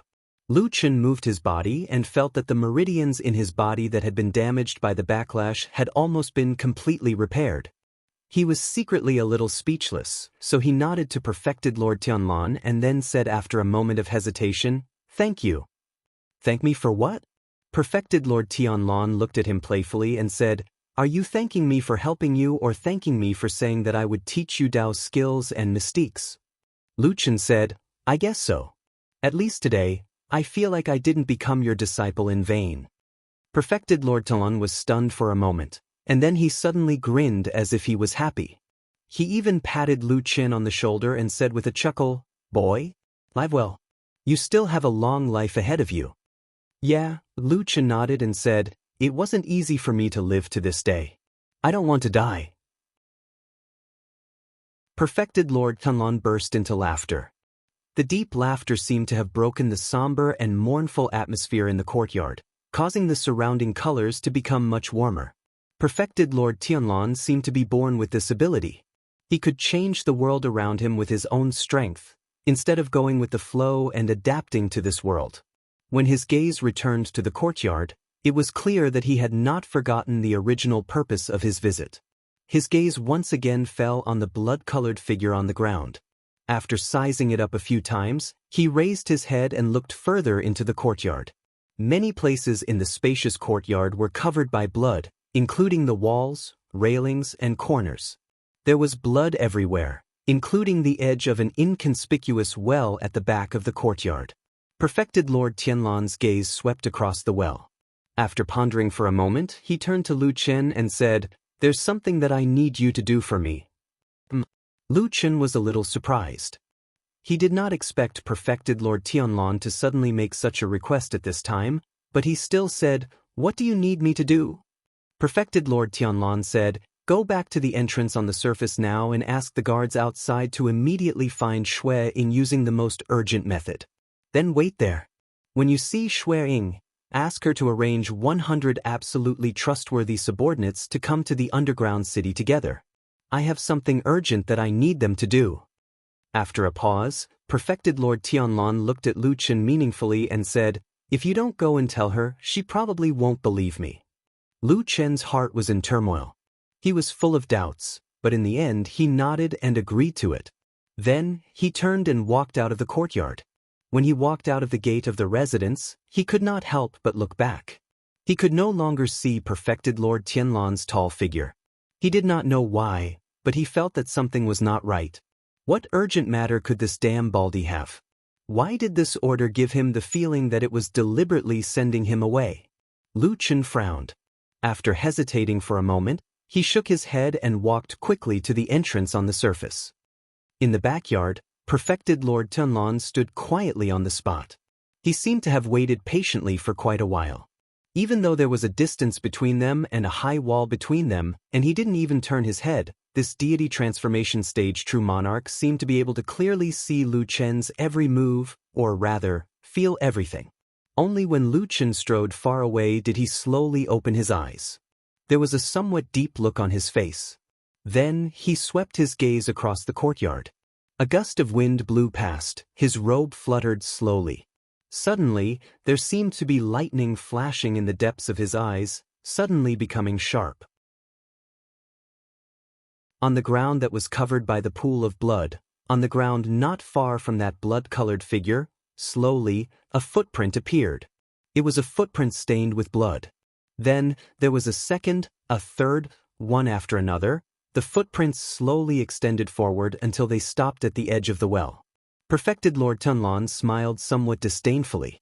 His expression seemed to show that he never cared about anything, even if there might be a great enemy hidden here. He did not even bother to make any preparations to investigate or defend himself. He directly flew up and landed on the dry well, looking down. The bottom of the dry well was gloomy and dark, like a bottomless nest. But he did not hesitate at all. He just sneered and then fell down. If Lu Chen were here, he would probably be amazed that the mouth of the dry well was not big enough to accommodate Tianlan's body at all. But this fat man went straight through it unreasonably and fell into the mouth of the well. The darkness below instantly swarmed up. Then, as if there was a malicious ghost howling in the darkness suddenly boiled up. In an instant, countless strong winds rushed over from all directions. All kinds of terrifying ghost faces, demons, ferocious beasts, and even skeletons and spirits swarmed over, covering the sky and covering the earth. They wanted to tear this person who suddenly broke into pieces. Time seemed to freeze at that moment. It seemed that the most terrifying scene in the world was happening in this dark corner. But the face of Perfected Lord Tianlan, who was surrounded by countless terrifying existences in the faint light, did not change at all. He still had that contemptuous and arrogant look on his face. He flicked his sleeves as if he was a little annoyed. A strong wind suddenly rose and suddenly broke the silence. Like a sledgehammer chiseling into solid ice, the scene instantly shattered and collapsed. In the face of absolute and almost terrifying power, all the darkness and fear melted like snow and instantly collapsed. Boom! All the ghost shadows suddenly shattered and turned into fragments that filled the sky. But they could not touch that figure at all. In the whistling sound, his huge body slowly landed on the ground and then looked at the darkness in the dry well. There seemed to be a figure lying in the dark corner in the dim darkness. Chapter 613.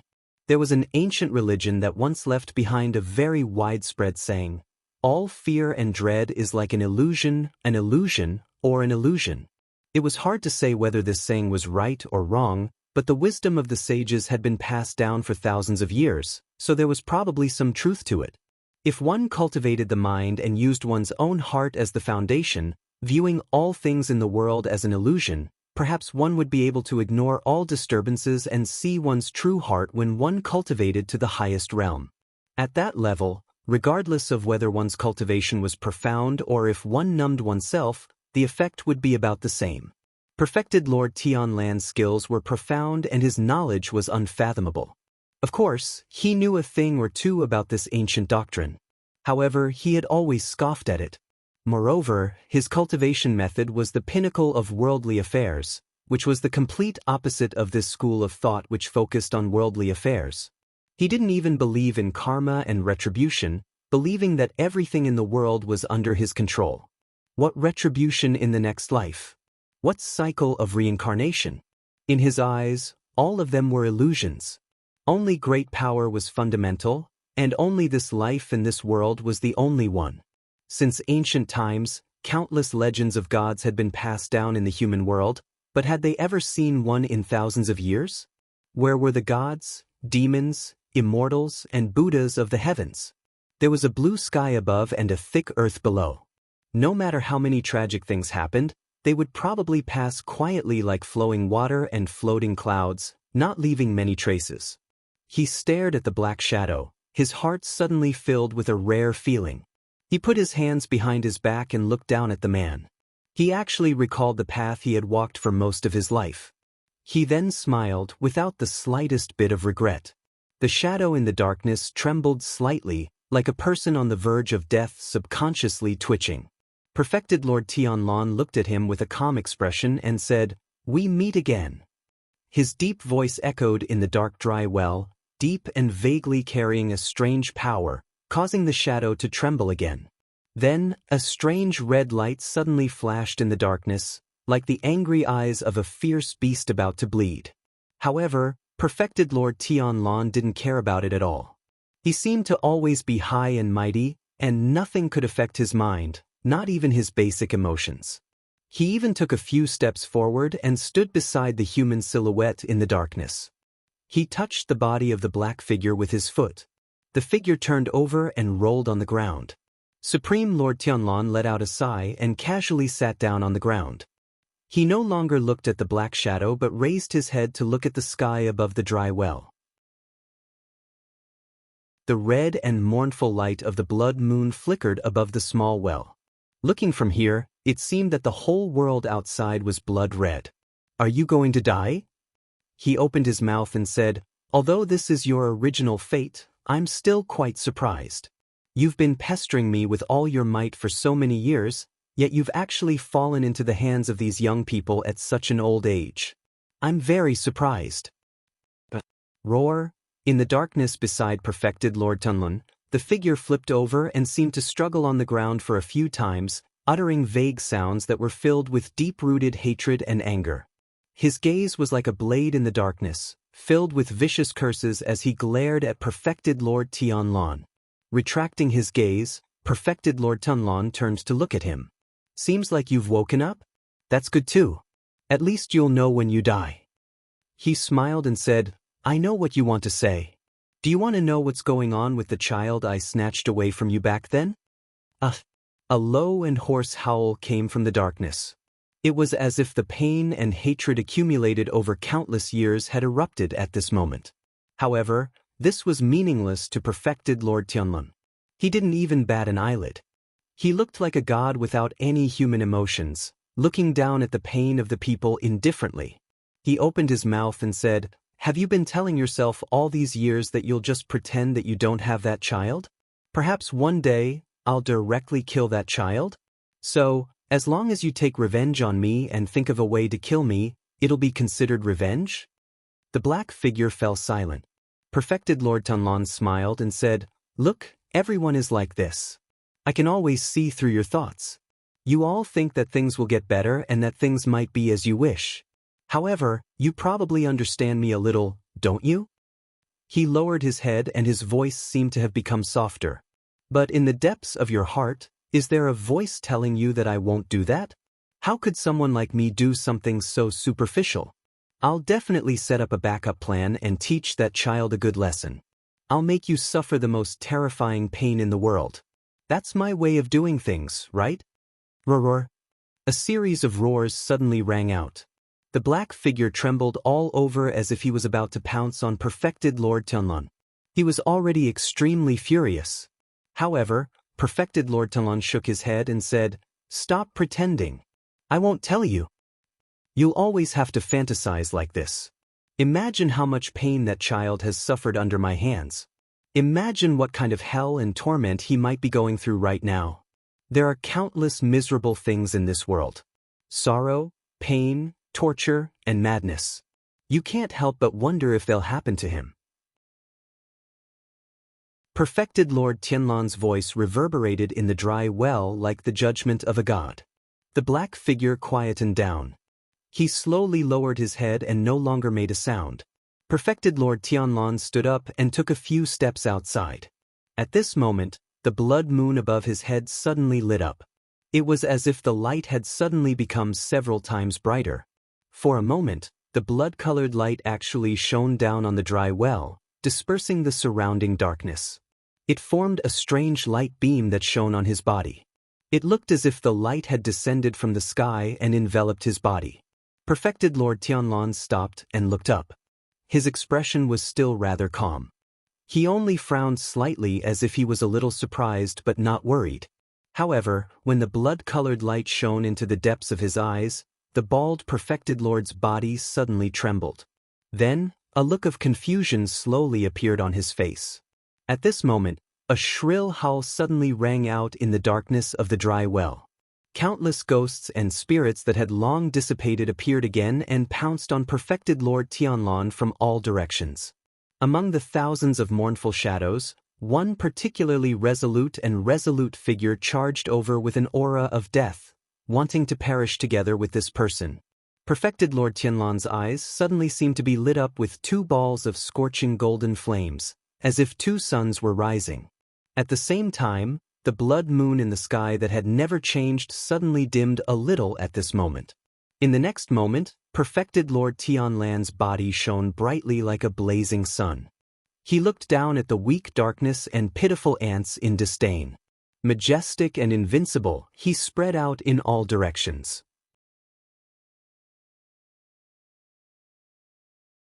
Chapter 614. Lu Chen stood at the entrance of the tunnel, frowning slightly as he looked at the long street in front of him. The number of people on the street had gradually increased, but he still hadn't seen Shui Ying's figure. He raised his head to look at the sky, feeling an inexplicable anxiety in his heart. Right now, Perfected Lord Tianlan was alone in the mysterious underground cave. This made Lu Chen feel a rare sense of impatience. He really wanted to turn around and return to the underground cave to see what Perfected Lord Tianlan was doing. Of course, he wasn't worried about the damned Baldy's safety. Although it sounded like he was a little unfilial as a disciple, sometimes Lu Chen would be surprised to find that his confidence in his master, who always had complicated emotions, was firmer than most people in this world. There probably wasn't anyone in this world who could assassinate that damned Baldy, right? If there really was such a powerful person, Lu Chen would probably even applaud in amazement. However, from his previous words and actions, Lu Chen clearly felt that the damned Baldy probably had some secret that he didn't want him to know, so he deliberately sent him away. What was that secret? Was it related to that underground city, or to that mysterious missing bloody man? Lu Chen had thousands of questions in his heart, but he still stood there rationally, waiting for Shui Ying's arrival. The leader of the guards at the cave entrance, Lu Ting, was also standing next to Lu Chen. When he looked at Lu Chen, his eyes were filled with intimacy and gratitude. It was obvious that he was grateful for the kind words that Lu Chen had said in front of Lord Tianlan. After standing with Lu Chen for a long time, he sensed that Lu Chen was a little anxious. After hesitating for a moment, he comforted him. It will take a while for the messenger to reach the mountain from here. He also needs to report to Hall Master Shui. After that, as you said, it will take some time for Hall Master Shui to send 100 people over. Young master, don't be anxious. Wait a little longer. Lu Chen nodded slightly, knowing that Lu Ting was right. In fact, he had deliberately confused Lord Tianlan's intentions when he sent the message just now. According to the damned Baldy's original intention, he probably wanted Shui Ying to come over first, then let Lu Chen personally tell her to send people, and then enter the underground together. All sorts of delays and wasting time would take a long time even with Fuyunji's usual efficiency. Lu Chen didn't believe that perfected Lord Tianlan had said something wrong or that he hadn't thought of these things. Even if everyone in the world went crazy, he felt that the last person left with a clear mind would be the dead Baldy. Therefore, it was obvious that this guy was deliberately delaying so that Lu Chen and Xue Ying would come over later. What was he planning to do alone in the underground city, in that house full of bloodstains? Lu Chen didn't know, but Lu Chen was very anxious. He felt a faint uneasiness in his heart, as if he had missed something important, or something big was about to happen. However, it was as if he was separated by a high wall, unable to see or hear anything. Time was still passing bit by bit. Although Lu Chen's face hadn't reached the point where he would lose his composure in anger, his expression had already become gloomy. Fortunately, at this moment, Lu Ting, who was beside him, suddenly exclaimed in surprise, then pointed to the sky and said, "Young master, Hall Master Xue and the others are here." Xue Ying had indeed come. Just as Lu Chen's rumor had requested, a team of 100 people had come with her. Each of them looked taciturn, but their auras were deep and powerful. Needless to say, they were definitely the most reliable and powerful elite troops in Fuyunji. When this group of people arrived, the guards guarding the tunnel entrance were immediately intimidated. One by one, they retreated, some of them even pressing their backs against the wall. These elites were obviously very experienced. In an instant, several of them surrounded the entrance of the tunnel, guarding the most important throat area. Xue Ying walked in front of Lu Chen and glanced at him. Even though Lu Chen had been on bad terms with her recently, he couldn't help but admire this woman's ability to handle matters. For so many years, she had always been the #1 confidant of Lord Tianlan, and was known as the most powerful woman on Mount Tianlong. There was indeed a reason why she was called the most powerful woman on Mount Tianlong. However, this was obviously not the time to praise, flatter, or get close to him. Lu Chen pulled Xue Ying to the side and used the simplest words to describe what had happened. In the end, he said, "That's what happened. I'm just passing on Master's words. I'll have to trouble you." Xue Ying nodded. Her face didn't show any displeasure at being ordered around by Lu Chen. She only said calmly, "You did the right thing. Now that everyone is here, shall we go down now?" Lu Chen had been in a hurry to return to the underground city, but when the time came, he subconsciously hesitated. However, he quickly nodded and said, "All right, follow me." 5 of the elite troops stayed behind to guard the exit, while the rest followed Lu Chen and Xue Ying into the underground. This caused the expressions of Lu Ting and the other guards to turn ugly. Some of them even looked angry. However, Xue Ying ignored them, and Lu Chen didn't say anything. He understood what Xue Ying was thinking. Currently, the 3 most important and powerful people in Fuyunji's faction had all entered a dangerous place, and it just so happened that there was only one exit. Therefore, the importance of guarding this place became obvious. This had nothing to do with trust, it was just a necessary guarantee. Along the way, Lu Chen and Xue Ying quickly saw the blood moon, as well as the blood-colored moonlight that was everywhere in the underground cave. Just as Lu Chen called out to Xue Ying and pointed in the direction of the house, he was about to walk in that direction when suddenly, the ground of the underground cave shook violently. This vibration was extremely strong, to the point where even these elites with cultivation were almost thrown off their feet when they were unprepared. The surrounding stone walls and stone domes buzzed, and many shattered stones fell down. In an instant, everyone's expression changed. This scene looked too similar to an earthquake. There was a limit to one's strength. No matter how strong one's cultivation was, if they really encountered a natural disaster, they would be helpless. At that moment, countless people had the thought that the heavens wanted Fuyunji to die. Fortunately, it seemed that the heavens still wanted to give the damned Baldy some face. The shaking only lasted for a while before it calmed down. The falling stones also gradually stopped. While everyone was still in shock, before anyone could say anything, a dazzling beam of light suddenly burst forth from the center of the empty underground city in front of them. It was as if the sun had exploded, forcing back the blood moon's radiance that filled the sky. In the golden light, a figure slowly rose, 100,000 zhang of light enveloped his body, shining brilliantly, as if a real god had descended to the world. It made people worship him. Around Luqian, there were people who became excited. However, when he looked at the light in shock, looking at the damned Baldy in the light who was displaying his power like a miracle, he suddenly faintly saw that at the end of the light, behind the glory, a dark shadow flickered in the light. Like a person quietly waving his hand, but also like a desperate struggle, then it dissipated in the brilliant light, turning into nothingness and ashes. Luqian stared blankly at the scene in the distance. He was at a loss, but he suddenly felt a pain in his heart. He did not know where it came from.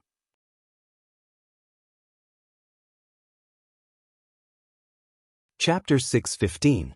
Even though there had been a violent tremor on that day, and nearly 100 people had witnessed the godlike appearance of Supreme Lord Tianlan in the underground city, this news did not spread throughout Zhengxianmeng in the end.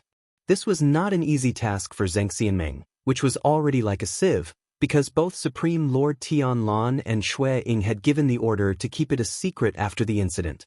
This also proved that the 100 people that Shui Ying had brought with her this time were reliable enough, and no one had leaked the news to the outside world. However, although outsiders did not know the specifics of what had happened, it did not mean that no one had noticed anything strange. In the true Immortal Alliance, which was the world's largest vanity fair of intrigue, spying on each other and infiltrating each other were common occurrences. Even the guards at the entrance of the tunnel were actually spied on by some unknown people both openly and secretly. Needless to say, Shui Ying had suddenly gathered her elite subordinates, and there were quite a few of them. This was a huge commotion, and it immediately alarmed many people and forces, causing them to pay attention to this place.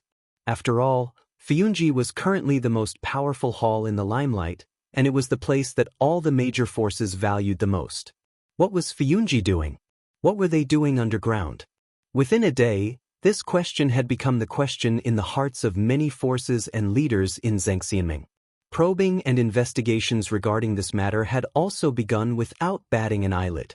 The leader of Zhengxianmeng's Grand Chancellor, True Lord Guangbo, had a somewhat controversial reputation in the world of cultivators for many years. As one of the 6 true lords of Zhengxianmeng, of course, he had a respectable status, and was worthy of the phrase, high position and power. However, for so many years he had been in charge of Zhengxianmeng's money and power. Rumors of corruption and borrowing money to make money had always been heard, and voices of criticism could often be heard on the streets. True Lord Guangbo had always scoffed at such a phenomenon, and bitterly hated it.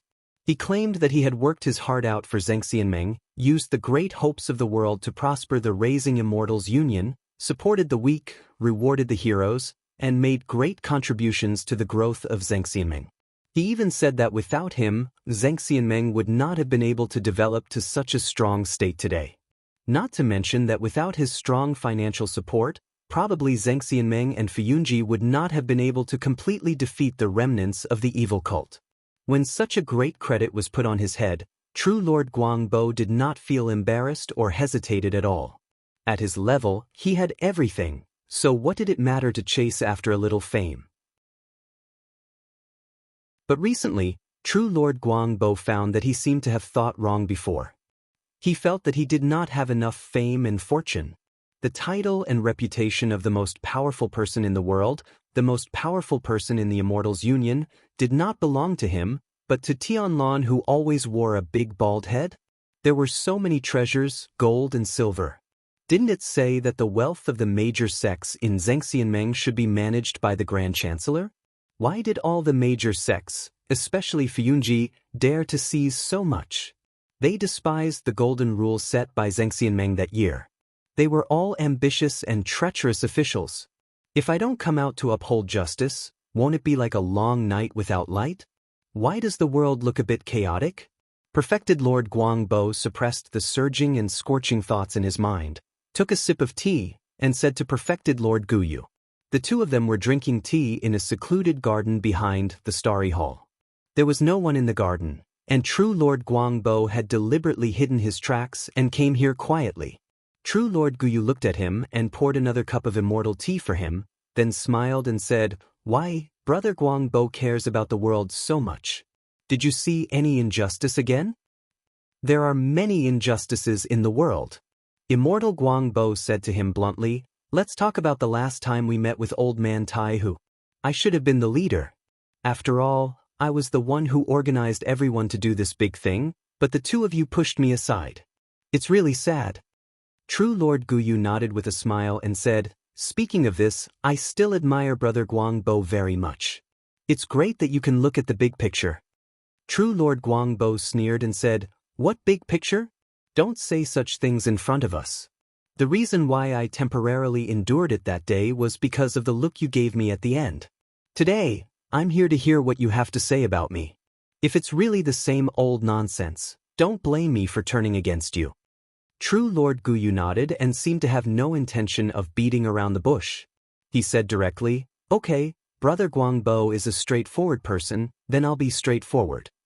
He pointed to a direction far away from Mount Tianlong and said, let's cut to the chase and speak the truth.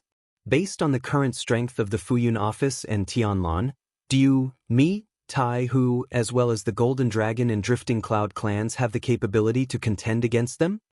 True Lord Guangbo frowned and stared at True Lord Guyu for a moment, then said lightly, not a single one, that's it. True Lord Guyu said to True Lord Guangbo, now that Fuyunji is powerful and in the limelight, this is the reason why we have to secretly form an alliance to fight against them. If that's the case, when there's a battle in the future, the one who is at the forefront will probably suffer the most, right? True Lord Guangbo was stunned for a moment. Suddenly, his eyes brightened and said, you mean to let the old man Taihu go to the front to block them? But then he shook his head and said, the old man Taihu is a cunning old man, he won't be fooled so easily. True Lord Guyu said lightly, since he's the leader and wants to get the biggest share of the benefits, I'm afraid it won't be justifiable if he doesn't put in the most effort. If that's the case, we can just say that we're all breaking up. I don't believe that Taihu will really give up those things that he has already marked as his territory. Moreover, he smiled and continued, when it really comes to that, everyone will have already turned against each other. Tianlong will definitely know that the leader of our side is Taihu. If the situation suddenly changes and we quit, don't you think Taihu will panic? Do you think Taihu will dare to deal with that lunatic Tianlong alone? Will he have no choice but to try his best to maintain this alliance and put all his assets on the table to fight with all his might? True Lord Guangbo stared at True Lord Guyu for a while and suddenly gasped. He said, good plan. Brother Guyu, I've really underestimated you in the past. True Lord Guyu waved his hand and said, it's just a small trick. You and I are close friends.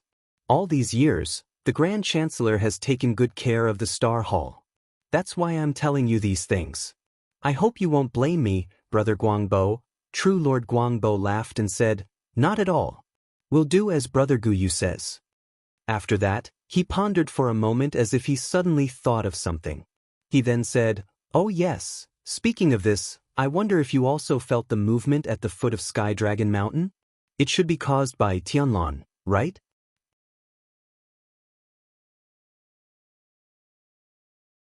Chapter 616. Guyu was stunned for a moment, then said, I did notice it, but I couldn't immediately determine that it had something to do with Fuyunji. I just felt that it was different from an ordinary earthquake. As he spoke, he glanced at Perfected Lord Guangbo with a complicated look in his eyes. Brother Guangbo, how can you be so sure that it has something to do with Tianlong? Perfected Lord Guangbo said proudly, what's so difficult about that? It's just a trick I set up earlier. Not only did the earthquake have something to do with Tianlong, but I can also determine that it happened at the underground entrance in the White Tiger district of the Immortal City. Someone saw it with their own eyes. Guyu's eyes flickered, but his expression didn't change. He nodded and said, Brother Guangbo, you're really good. I admire you. But since you can determine the location and range, I wonder if Brother Guangbo can tell me what exactly happened? Perfected Lord Guangbo laughed dryly, then shrugged and said, I'm not sure about that. Old man Tianlong sent a group of his most trusted men to watch the underground entrance. Other than his trusted men from Fuyunji, no one else can enter the underground. So until now, we still don't know what he's doing there. Guyu replied with an "oh" and looked thoughtful. Perfected Lord Guangbo looked at him and suddenly smiled. There seemed to be a deeper meaning in his eyes. He said, "Brother Guyu, if I remember correctly, that place has been forcefully occupied by Fuyunji and people from other halls are not allowed to enter. But before that, Tianlan seemed to have invited you down and asked you to lead many people from Starry Hall to work in the underground city for a while. Am I right?" Guyu frowned and nodded after a while. "That's true. Brother Guangbo, what do you want to know?" Perfected Lord Guangbo said, "Other than Fuyunji's people, Brother Guangbo is the one who knows the most about the situation in the underground cave. Brother, please tell me what secrets are there. And why did Tianlan ask you to go there? What did he ask you to do?" He smiled, but there was no joy in his smile. Instead, there was a sense of scrutiny. He said, "In addition, do you know what Tianlan did underground?" Guyu Perfected Lord pondered for a moment, then said frankly, "There is nothing that cannot be said. Since Brother Guangbo has asked, I will tell you the truth. The underground cavern is extremely deep and vast, and there's a city hidden there. Although the houses and pavilions are similar to the buildings in the human world, they're much larger in size. It doesn't look like a place where ordinary people live." At this point, Guyu True Monarch's voice gradually became softer, showing signs of hesitation on her face. Perfected Lord Guangbo asked hurriedly, "What exactly is it? Did you guys find out?"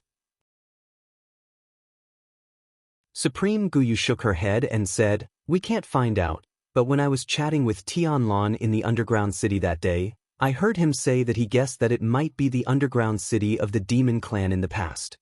Devil race." Perfected Lord Guangbo suddenly gasped. Obviously, with his status, he knew some secrets of the past. But soon, his expression returned to normal. Obviously, he thought that this matter shouldn't be a big deal. Otherwise, Tianlan and Guyu wouldn't be so calm. It was probably a well-preserved relic or ruin. Perfected Lord Guangbo thought so, but he didn't take this matter to heart. Perhaps he didn't expect that there were actually some lunatics in this world that he didn't expect. Lunatics or geniuses? Sometimes, it was just a fine line. Perfected Lord Guangbo threw the irrelevant matters of the demon clan to the back of his mind, and asked Guyu True Monarch what he was more concerned about. "Why did Tianlan ask you to go underground?" Guyu True Monarch said, "You know, there is an ancient relic under the Immortal City that was sealed by our Zhengxianmeng Patriarch. After the earthquake a few days ago, the seal was slightly damaged, and it was in the underground cave, so Tianlan asked me to repair it." He smiled and said, "You know, our Starry Hall used to do this kind of thing." Perfected Lord Guangbo nodded slowly, agreeing with this statement.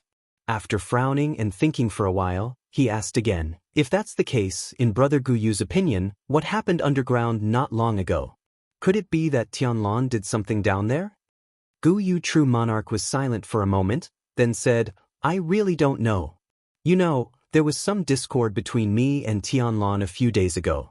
Starry Hall and Floating Cloud also had a dispute, and the Starry Hall disciples who were originally stationed there were also withdrawn. I haven't been there for a long time."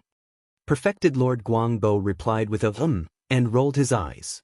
Suddenly he said, "Brother Guyu, I have a presumptuous request.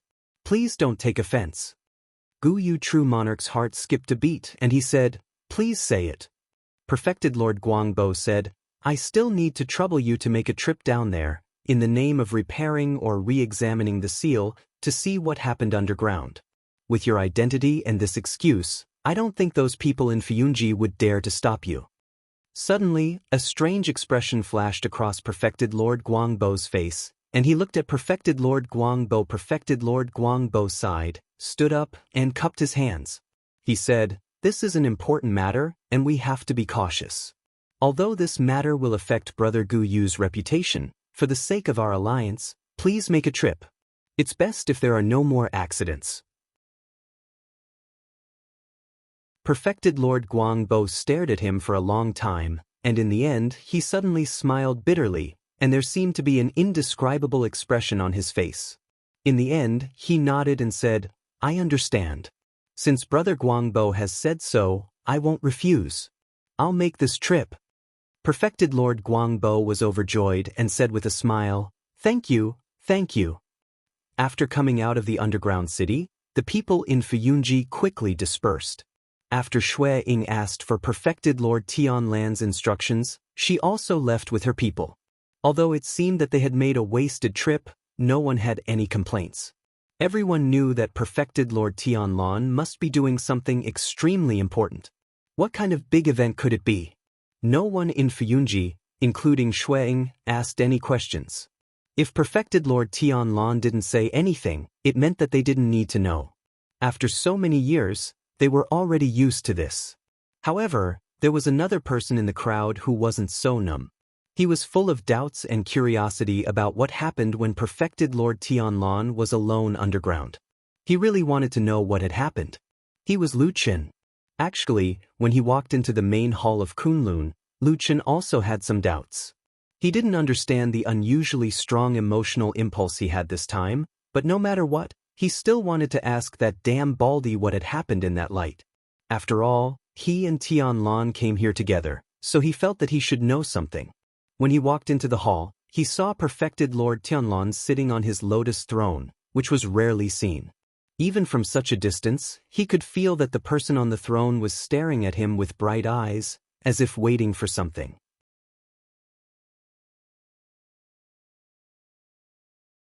Chapter 617. Perfected Lord Tianlan watched as Lu Qin walked in. He did not say anything, nor did he say anything. He just sat quietly on the lotus throne. He wasn't sitting in an upright and dignified manner. Instead, he was sitting in a very casual and comfortable manner. He even put one hand on his knee and supported his chin with his palm. He looked at Lu Qin with a glimmer in his eyes, as if he was hiding some complicated emotions. Lu Qin could not understand what this person was thinking. He only felt that the damn Baldy today seemed to be a little different from usual. Was it because of what happened in the underground cavern? He walked to the lotus throne and stopped. Just as he was thinking about how to ask, he heard perfected Lord Tianlan's voice coming from the high lotus throne. "Do you have something to say to me?" Lu Qin looked up at the throne uncomfortably. Usually, when they met or were alone, perfected Lord Tianlan was very close and kind to him. He almost never sat on the high lotus throne to talk to him. He would either stand with him or casually sit on the ground.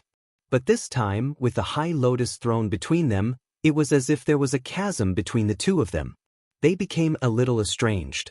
Lu Qin did not know if perfected Lord Tianlan did this on purpose or if he was just sitting casually and did not think too much. But this way of speaking still made him feel a little depressed and unhappy.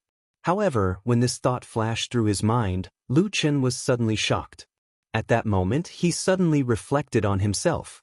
Given perfected Lord Tianlan's current power, status, and supreme reputation, he could actually sit on the lotus throne in front of most people in the world. Everyone would also think that it was only right. But why did he feel that it was unfair? It was because for a long time he had unknowingly gotten used to perfected Lord Tianlan's special treatment of him. Unknowingly, he had already taken perfected Lord Tianlan's special treatment for granted.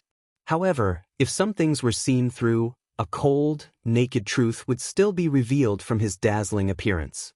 Up until now, everything Lu Qin had, status, power, wealth, and so on, was actually all because of this man he called Damn Baldy.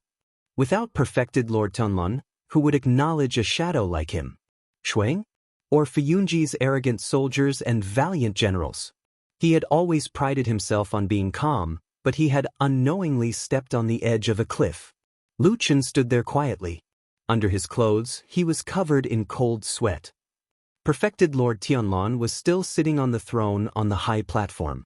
He rested his chin on his hand and stared at Lu Qin. There was no anger on his face, but there seemed to be a playful look in his eyes. Perfected Lord Tianlan seemed to have a unique patience for this disciple of his, which was different from others. But in the depths of his eyes, who would know what he was thinking? Would lightning suddenly descend from the sky? Under his gaze, Lu Qin seemed to be in a trance for a moment when he walked into the hall and stood under the lotus throne, but he soon recovered. He first looked up at perfected Lord Tianlan and then asked, "Are you all right?" Perfected Lord Tianlan didn't seem to expect that Lu Qin would ask such a question, so he was stunned for a moment. Then he shook his head and laughed. What could happen to me? Lu Chen said, no matter what, you're going there with me. Later, you asked me to call someone. After I left, I didn't know what happened in the underground city. I only saw the scene of you rising at the end. So, I thought that regardless of whether you want to tell me what happened or not, I still have to come and ask if you're all right. Perfected Lord Tianlan raised his eyebrows and was a little surprised, so much so that he fell silent for a moment.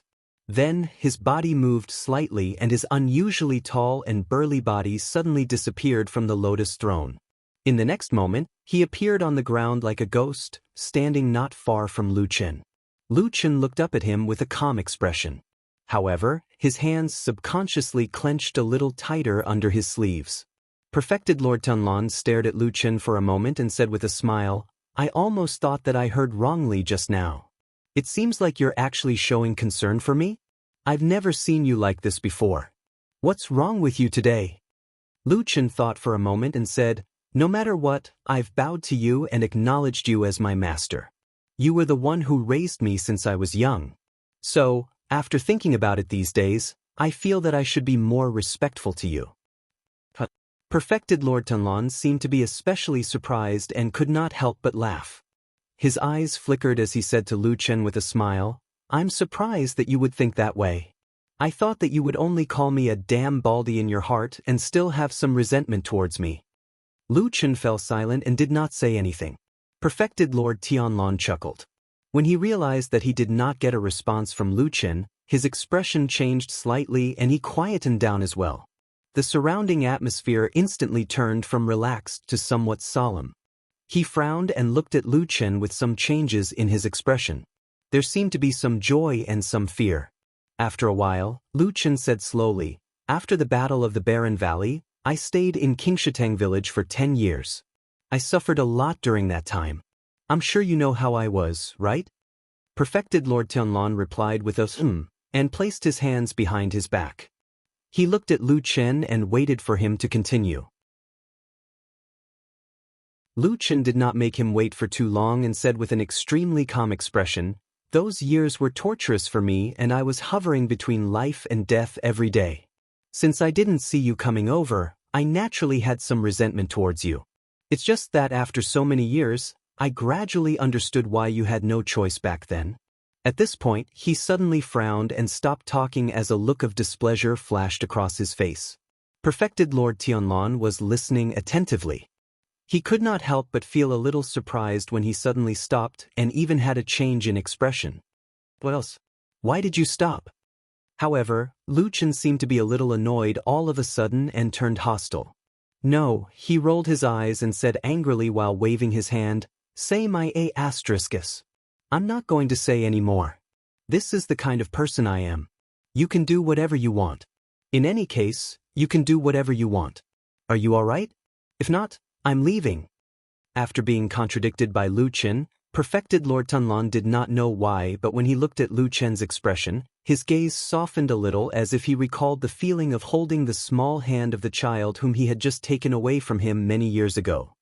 He smiled as if the entire world had become gentle at this moment. He nodded and was not at all offended by Lu Chen's somewhat angry expression. He said with a smile, I'm fine, I'm fine.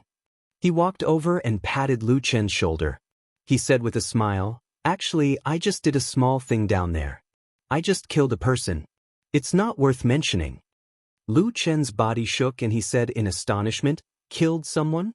There's actually someone else in the city down there? Who is it? Perfected Lord Tianlan said indifferently, the remnant of the devil cult called Elder Ghost. As he spoke, he waved his hand as if he was shaking off an annoying dust and did not care at all. Then he gently put his hand on Lu Chen's shoulder and walked out with his arm around him. At the same time, he said, why do you sound a little surprised about this?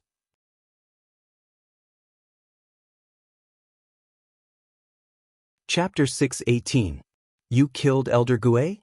Even though Lu Chen was usually calm and collected, he couldn't help but be shocked when he heard what Perfected Lord Tianlan said. He turned to look at him in shock. Perfected Lord Tianlan's palm was still on Lu Chen's shoulder. He didn't turn his head and was still looking at the door that was getting brighter and brighter.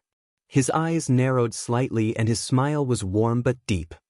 He said with a smile, "Yes." After a pause, he said, "Why? You sound very surprised?"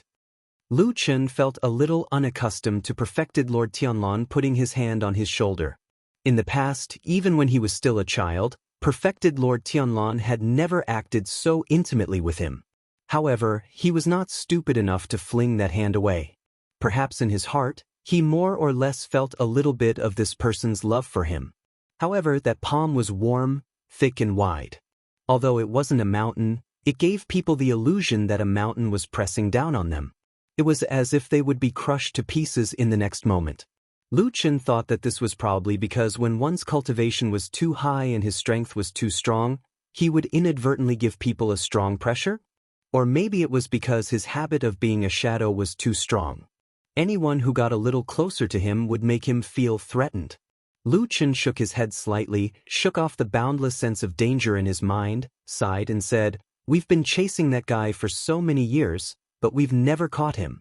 Even though we've basically defeated the remnants of the evil faction in the Immortal City a while ago, he still escaped and became a fish that slipped through the net." He turned to look at perfected Lord Tianlan and said, "I didn't expect you to actually be able to find and kill him." This time, perfected Lord Tianlan turned his head and smiled at Lu Chen's expression. There was a glimmer in the depths of his eyes. Then, he nodded and smiled without saying a word. Lu Chen seemed to have thought of something. After pondering for a moment, he suddenly asked, "But did you find him in the underground city? We've searched there many times in the past, but we've never found any trace of him. How did you find him this time?"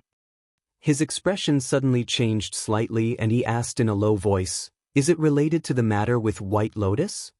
As they spoke, they had already walked to the entrance of Kunlun's main hall. The sunlight shone down and shone on perfected Lord Tianlan's face. The warmth seemed to be able to seep into the depths of one's heart. Even the coldest ice would warm up a little. Perfected Lord Tianlan's footsteps paused for a moment before he withdrew his hand from Lu Chen's shoulder. "Yes." He responded to Lu Chen and then walked out. Atsu was lying on the ground in front of the door of the room that originally belonged to Su Qingjun and now inexplicably belonged to White Lotus. It was snoring loudly. The cold wind in the middle of the night seemed to be unable to blow through the layer of glossy fur on its body and did not affect its sweet dreams at all. Now that the sun had risen and the sunlight had brought warmth, this black dog slept even more soundly. Until one moment, in the room behind it, in the silence that had been maintained for a whole night, a slight sound was suddenly heard. In its sleep, Atsu did not move and did not even open its eyes. However, one of its ears suddenly stood up and trembled slightly. After a while, the sound of intermittent footsteps came from inside the house. However, the person inside the house seemed to be struggling, as if he had suffered a serious injury. Even walking had become difficult. However, from the sound of the footsteps, it seemed that the person in the room was moving slowly towards the door. Atu's eyes snapped wide open. There was no tiredness and laziness in its eyes. Instead, there was a sharp and murderous look in its eyes. As if it felt something, this black dog slowly got up, turned around, and stared at the door as if it was facing a formidable enemy.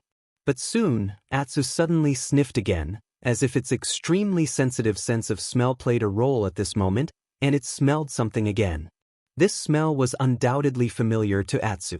It suddenly became puzzled, and the murderous look on its body faded a lot. There was a hint of doubt in its eyes. The footsteps in the room were still ringing. One step, one stop, one step, one stop, one step, one stop. It seemed to be walking with great difficulty. But even in this strange rhythm, it could still roughly feel that the person in the room seemed to be recovering from a serious illness and was slowly recovering. The pauses between the footsteps became shorter and shorter. Not long after, the person in the room walked behind the door. Now, there was only a thin door between Atsu and the person in the room. Atsu stared at the door. It did not roar, nor did it bark, nor did it have the intention to turn around and leave. For some reason, the situation looked a bit like a confrontation between Atsu and the unknown person. The room became quiet. Perhaps the person in the room felt something, but the door was still closed. The person in the room did not open the door, nor did he have the intention to come out. After a while, the footsteps sounded again, but it gradually left the door and slowly walked to the other side of the room. Then, it gradually faded until the sound completely disappeared, and everything became quiet again. Atu looked at the door quietly, then looked up at the sky. It was unclear whether he was looking at the sky or the warm sun. Then, he lay down on the ground, like a loyal guard, fulfilling his promise from beginning to end. Supreme Tianlan did not tell Lu Chen more about Elder Ghost, including the strange time and place and the strange way. He did not even mention a word about Lu Chen sending him away.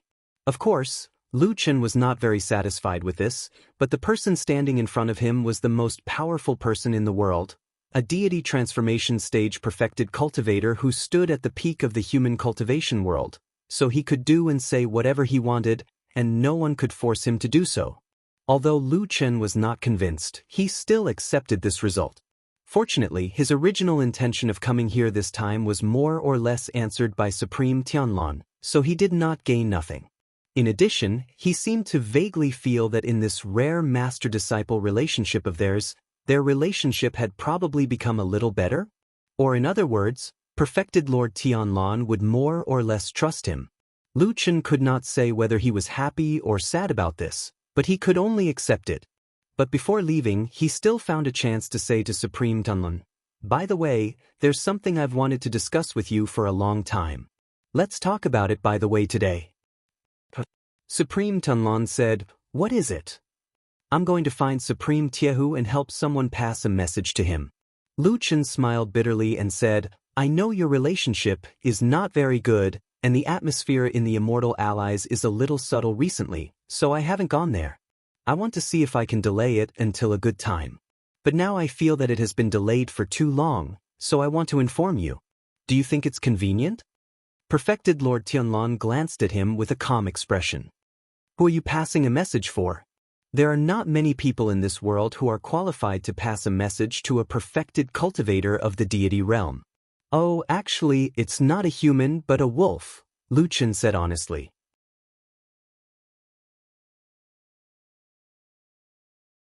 Chapter 619.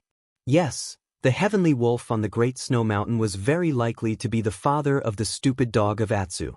The ancient divine beast with a body as huge as a hill had once entrusted Lu Chen to pass a message to a guy named Jianghu after he returned to the central region.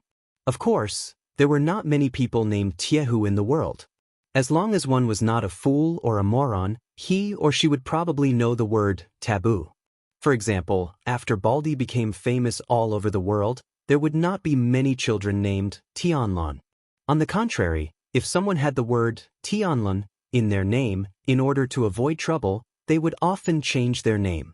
It might not be a big deal to have the same name as a powerful and unattainable perfected deity of Huashan realm. Therefore, Lu Chen did not need to investigate too carefully to be sure that the person the heavenly wolf wanted to pass the message to must be Immortal Jianghu, one of the 6 perfected deity of Zhengxianming. In addition to the above reasons, there was actually another very simple reason. That was, the heavenly wolf was a terrible ancient fierce beast, and the Great Snow Mountain was a dangerous place. How could ordinary people get close to it? After thinking about it, the only possible candidate left was Immortal Jianghu. It had been a long time since Lu Chen returned to the central region from the Great Snow Mountain, including the time when he arrived at the Immortal City where the headquarters of Zhengxianming was located. During this period he had seen Immortal Jianghu several times, but almost all of them were in the presence of many outsiders, and most of the time, Immortal Tianlan was also present. As the only successor of Immortal Tianlan, Lu Chen was rapidly integrating into the system of Fuyunji and gradually becoming the kind of person who held power in Zhengxianming. At the same time, of course, he could feel the undercurrent surging between Immortal Tianlan and Immortal Jianghu, as well as between Fuyunji and Tianjutsu Hall. Under such circumstances, of course, Lu Chen didn't want to do anything that might be misunderstood by Lord Tianlan. For example, he inexplicably went to meet Immortal Jianghu alone and said something that nobody knew. Perhaps Lord Tianlan wouldn't necessarily suspect him, but this was purely making trouble for himself. Therefore, Lu Chen originally wanted to suppress this matter for a period of time. When the battle between these two big shots calmed down a little, when everyone calmed down and the conflict was not so sensitive, he would find an opportunity to pass on a message. Anyway, Sirius was far away in the great snowy mountain, and there was no time limit when they parted. It should be okay to drag it out for a while. Listening to Lu Chen's narration and explanation, True Lord Tianlan's expression gradually calmed down. He looked at Lu Chen thoughtfully. After a while, he did not see any anger or strange look on his face. Instead, he looked at Lu Chen with interest and said, "This matter is nothing. I approve. Go and talk to Taihu." He shook his big head and asked curiously, "I'm a little curious. Your original idea is not wrong. It's okay to wait for a period of time to talk about it. Why did you suddenly change your mind now?" After a moment of silence, Lu Chen said, "I thought for a while just now, and I have a feeling that you probably won't have a good relationship anymore." He sighed and said, "I have officially promised Sirius about this matter. Although that guy is not a human, he is more terrible than a human. After thinking about it, I think it's better to end this matter as soon as possible so that I don't have to worry about it." True Lord Tianlan looked at him for a while and suddenly laughed. He nodded and said, "Good, end it as soon as possible. All right, you go and talk to him." Lu Chen said and nodded to True Lord Tianlan as a greeting. Then he was about to leave. However, when he had only taken 2 or 3 steps, True Lord Tianlan's voice suddenly came from behind. "Oh yes, what message did Sirius ask you to pass to Old Man Taihu? Can you say it?" Lu Chen hesitated for a moment. At that moment, a thought flashed through his mind. Logically speaking, the content of a request for a message was naturally more confidential under normal circumstances. However, when Sirius told him about it that day, it didn't seem to specifically say that it was to be kept strictly confidential. Apart from that, the damn Baldy standing in front of him was obviously not an ordinary person. Therefore, Lu Chen quickly understood the situation. He nodded and said, "It's not a big deal. You can say it." He paused for a moment and said, "Sirius asked me to tell Taihu that it's time to return the leaf that I borrowed from him." True Lord Tianlan raised his eyebrows as if he was a little surprised, as if he did not understand what he said. He said with a hint of astonishment, "Leaf?" But after only a short moment, his face suddenly changed, yet his eyes shone brightly as he suddenly took a step forward and said in a deep voice, "You're saying that the devil cult's legendary one of the 4 divine weapons with 2 leaves and 1 seed is in this immortal city's Sky Dragon Mountain, and is in the hands of that old man Taihu?" As he finished speaking, his expression became stern and solemn. It was as if this matter was unexpectedly important to him. Obviously, Lu Chen did not expect that True Lord Tianlan would have such a big reaction after hearing this. For a moment, he was a little stunned and stood rooted to the ground. However, although he looked a little stiff on the surface, in the blink of an eye, his mind was already spinning rapidly like a whirlwind. In an instant, he carefully thought through this matter from the beginning to the end. In fact, when he first heard what Sirius told him, Lu Chen had guessed in his heart that the leaf that Sirius mentioned was very likely to be one of the 4 pieces of the divine tree passed down by the devil sect. This was because both Sirius and Taihu's status were too high.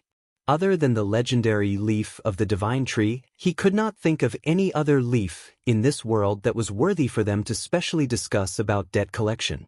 Of course, as for why the leaf of the devil sect would be in the hands of Sirius, and why Taihu, who was the righteous path's Zhengxianmeng and the archenemy of the devil sect, would actually borrow this leaf, it was an extremely complicated and confusing matter. There might be a big secret in it. But now, to Lu Chen, all this was temporarily not important. What he had to face was True Lord Tianlan's questioning. Therefore, after a moment of hesitation, Lu Chen decided to tell the truth. He said, "To be honest, I don't know. When Sirius told me, he did not explicitly say that it was the leaf of the divine tree of the devil sect. But I guess it is very possible." He took a glance at perfected Lord Tianlan and his heart skipped a beat. Then he added, "Actually, it's also because I have this suspicion. Therefore, before I went to look for perfected Lord Tiehu, I thought about it and decided to tell you first to see what you think. True Lord Tianlan stared at Lu Chen. After a while, he slowly nodded with a trace of gratification on his face. Then, he looked deeply into the distance.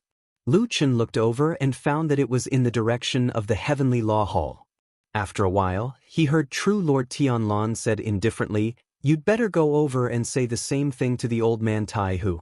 Also, just say that this matter was kept a secret from Sirius and you did not tell me. Let's see how he reacts." After saying that, he slightly narrowed his eyes, but the corners of his mouth curled into a slightly cold smile.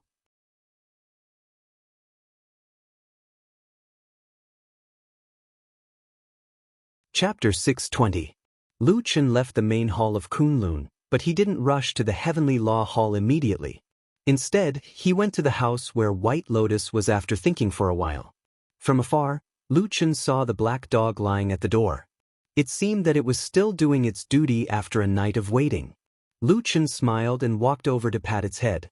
Of course, Atsu had already woken up. It stood up when it saw Lu Chen and wagged its tail at him. Although there was a huge difference in size between Atsu and Sirius, in Lu Chen's eyes, he could see that Atsu already had the temperament and outline of Sirius.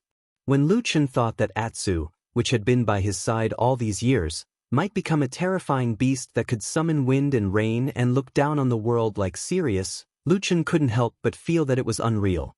If he thought about it this way, perhaps Atsu would not stay by his side for too long. There were always some spiritual beasts in this world that were born with pride.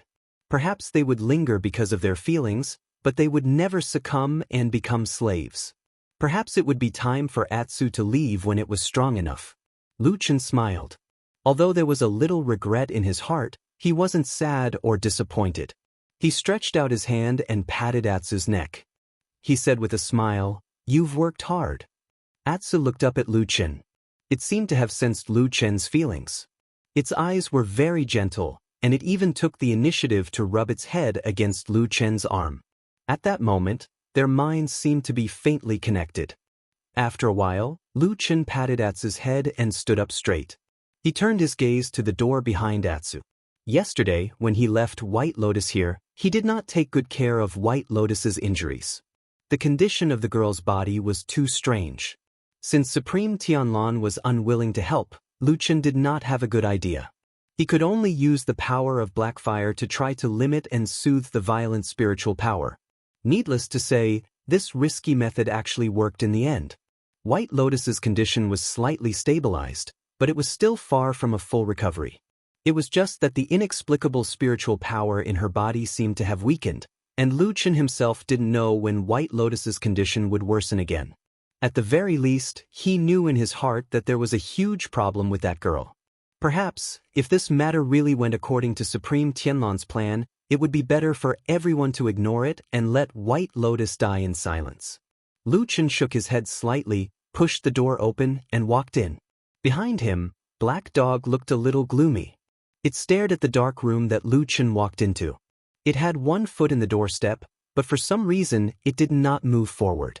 Just like that, it stood at the door that was neither inside nor outside, as if it was watching or guarding against something. Lu Chen did not notice the strange behavior of Atsu. After he came in, he glanced around the room and soon saw White Lotus lying on the bed. She was covered with a quilt, and her back was facing the wall. It seemed that she had not moved since yesterday. Sure enough, her serious injuries have not recovered? Lu Chen sighed in his heart, and the way he looked at White Lotus was a little complicated. This girl was not close to him, but there were many entanglements between them. With his very tough character, he rarely softened his heart to others, but for some reason, he seemed to see White Lotus in a different light. This kind of feeling actually made Lu Chen feel a little strange. For a time, he even wondered if there was something wrong with his brain to like such a young girl. But later, he quickly realized that his feelings for White Lotus were not the kind of love between a man and a woman, but as for what it was, he did not know. Perhaps he had always lacked too many emotions. He slowly walked over and sat on the edge of the bed. At the door, Atsu stood on the doorstep, staring at Lu Chen's figure and movements, and seemed to be a little nervous. Lu Chen still did not notice the strange behavior of Atsu. He softly called White Lotus's name, but White Lotus did not move and did not respond. He did not know whether she was asleep or still unconscious. Lu Chen was a little worried, so he reached out his hand to the front of White Lotus's body and leaned on her white forehead, wanting to see her condition. But at this moment, Atsu suddenly looked up, as if it felt something, and its eyes shone brightly. At the same time, on the delicate and beautiful face of White Lotus, although her eyes were still closed, the corner of her mouth twitched slightly. Then, from the shadow under the quilt, a hand suddenly reached out and grabbed Lu Chen's palm. "Hold it tightly." The room instantly became quiet, and there was no sound. The master of Starry Hall, Lord Guyu, was a relatively low-key person in Zhengxianmeng most of the time. Of course, that was compared to the other 5 spirit-severing perfected lords. Correspondingly, in order to adapt to his temperament, Starry Hall was usually very peaceful and low-key. Not only did they rarely cause trouble, but when they encountered conflicts, especially with powerful halls, unless they were obviously in the right, Starry Hall would usually give in more times, even when the odds were 50-50. This situation, of course, would be noticed and taken advantage of. But no matter what, the strength of Lord Guyu and Starry Hall could not be ignored, so in most cases, everyone would leave some face. Except for Fuyunji. Fuyunji, this hall was arrogant and despotic, and actually had the same temperament as its founder and leader, Lord Tianlan. Especially in these years, Lord Tianlan's prestige was like the sun in the sky. After defeating the last remnants of the devil cult, it reached a state of insufferably arrogant. The entire hall of Fuyunji in the Immortal City had reached a state where they could do whatever they wanted and despise all other halls. In the eyes of the people of Fuyunji, this great territory of Zhengxianmeng was mostly fought for by Lord Tianlan and Fuyunji. Whether it was the foundation or the prestige, of course, it all belonged to their side. As for the other parasites, they were nothing more than vampires trying to cling on to him. With such a mood, of course, Fuyunji's attitude towards the other halls would not be any better. Of course, no one knew if there was some connivance from the higher-ups of Fuyunji. Not to mention, a few days ago, both Starry Hall and Fuyunji guarded the entrance of the underground city and repaired the underground ruins. But after a small conflict between Lord Tianlan and Lord Guyu, Fuyunji actually chased those people from Starry Hall away. She chased him away without any hesitation. This scene made many people dumbfounded, made many people in Starry Hall angry, and also made many people in Fuyunji secretly feel that it was a little too much. So on this day, when Lord Guyu suddenly appeared at the entrance of the tunnel, the group of guards in Fuyunji all stared with their eyes wide open, at a loss of what to do, and their scalps tingling. Is this spirit-severing stage lord, could it be that she was here to cause trouble? Under the guesses and worried gazes of the crowd, Lord Guyu walked over expressionlessly, then pointed at the entrance of the tunnel and told the people beside her, "I want to go down and take a look."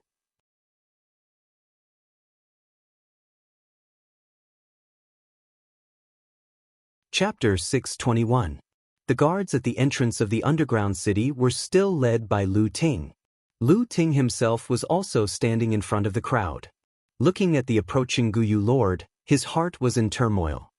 He felt extremely depressed, and even a sense of grievance as though he had nothing left to live for. What kind of luck was this? What kind of world was this? Wasn't he just a guard here?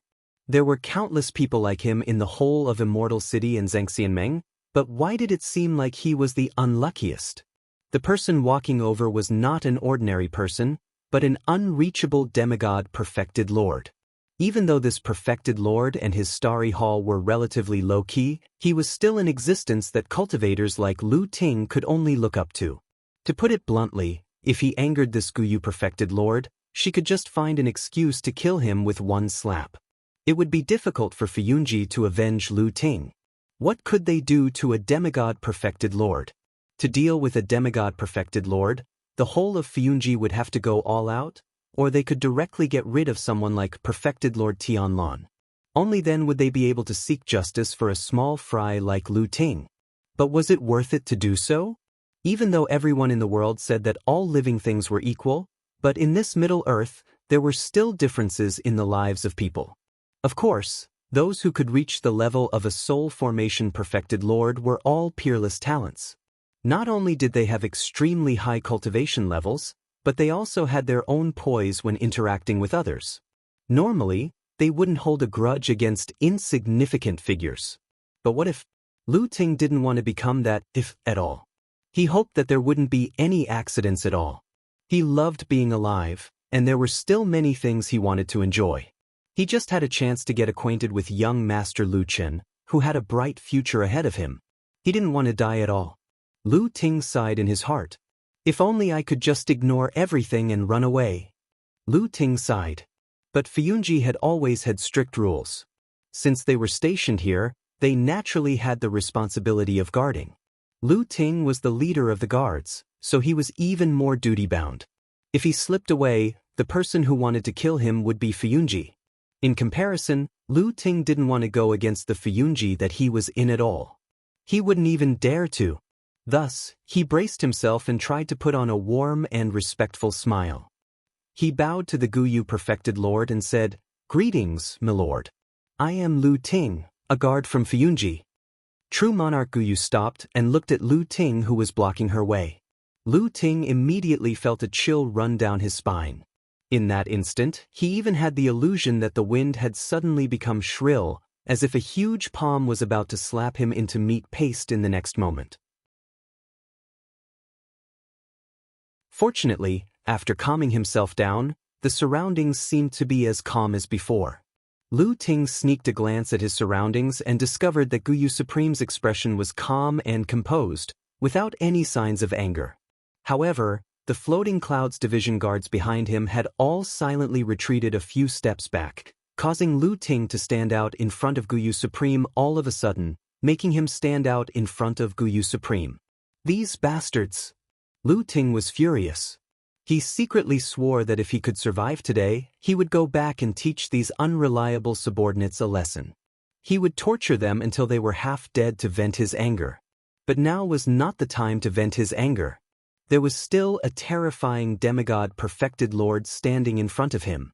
Lu Ting revealed a smile that was uglier than crying. He laughed dryly and said, "My lord, this place is guarded by Fuyunji.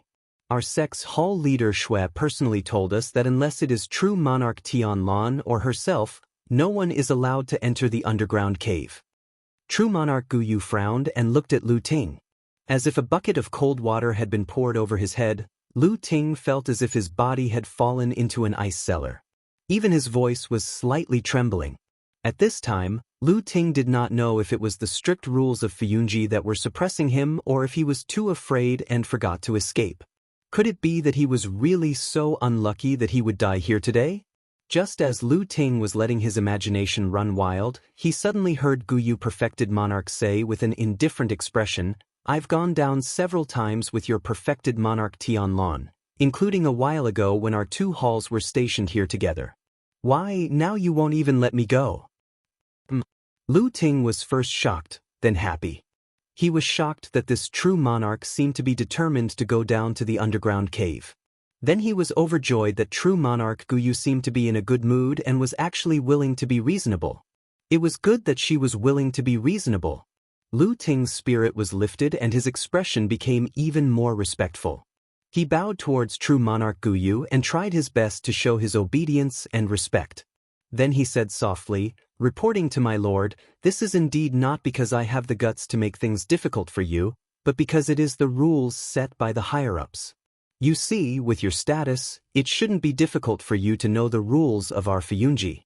Although I absolutely do not dare to stop you, but if you just walk in like this, then I will probably be thrown into Fuyunji's prison and have my tendons pulled out and my skin skinned." True monarch Guyu frowned and did not speak, but was obviously hesitant. It seemed that this true monarch was indeed a kind person. Even though their statuses were like heaven and earth, he was still unwilling to make things difficult for a small fry. Lu Ting was extremely grateful for this and had a very good impression of true monarch Guyu. He almost knelt down and kowtowed. After a while, true monarch Guyu nodded and said, "I understand your concerns and the fact that you have no choice but to do this, but I do have an important matter to attend to. How about this? Send someone to the Kunlun temple to pass a message and tell Tianlan that I am here. As for whether to let me in or not, just ask him to give me a clear answer. But don't blame me for not reminding you, I won't wait forever. I will give you at most an hour." After saying that, he walked to the side and stood with his hands behind his back, as if he really was waiting. Seeing this scene, Lu Ting was so touched that tears almost flowed down his cheeks. He hurriedly thanked him, then turned around and rushed back to the crowd. He did not even have the time to get angry at his subordinates who did not have the spirit of loyalty. First, he snatched the best chair and carefully placed it beside true monarch Guyu. Then, he came back to inform the crowd, turned around and ran towards the Kunlun temple on Mount Tianlong. True monarch Tianlan only found out about what happened at the foot of the mountain after a little longer than the time it took to drink a cup of tea. His face was very calm, but his eyes flickered a few times, as if he was thinking about something. This was the first time Lu Ting, who was kneeling in the middle of the hall, stepped into this place that was the highest place for people in the Fiyunji system. He did not dare to look around. After a while, he suddenly heard an angry rebuke from above. "How dare you, Guyu? Are you trying to provoke me?" A gust of wind blew and the tall and burly figure had already reached the entrance of the hall. Lu Ting stood up in shock and heard true monarch Tianlan's cold voice. "Follow me to meet this arrogant old man."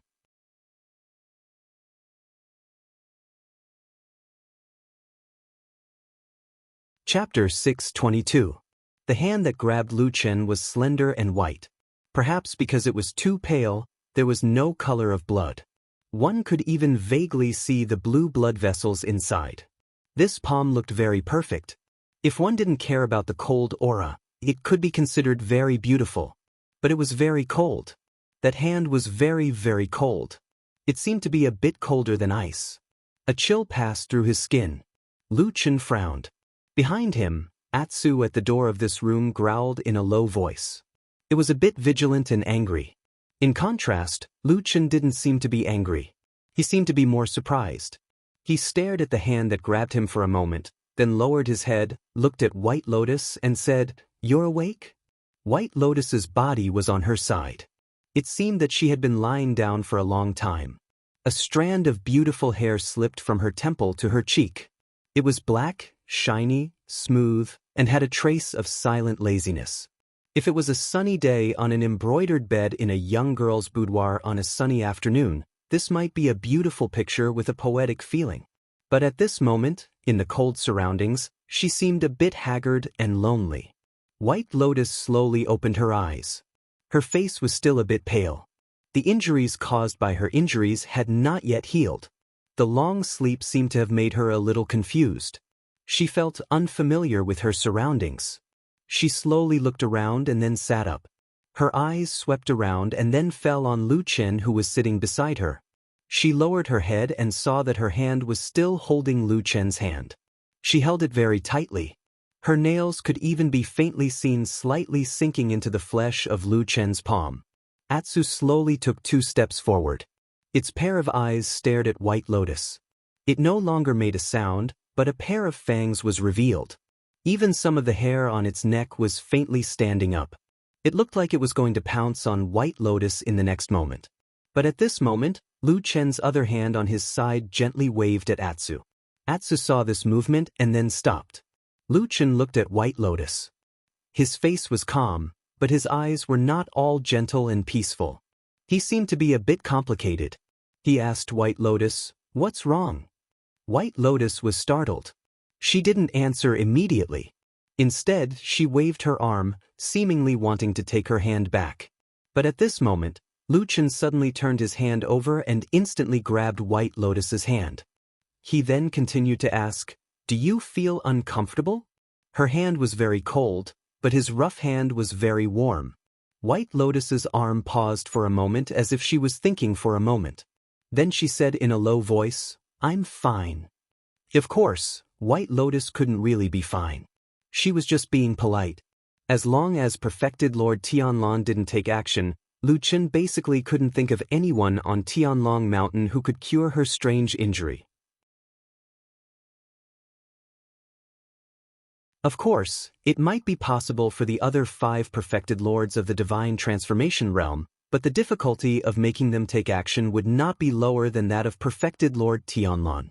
Even though Lu Chen took the risk to use the power of black fire to restrain the violent spiritual power in White Lotus's body, the effect was far beyond his expectations.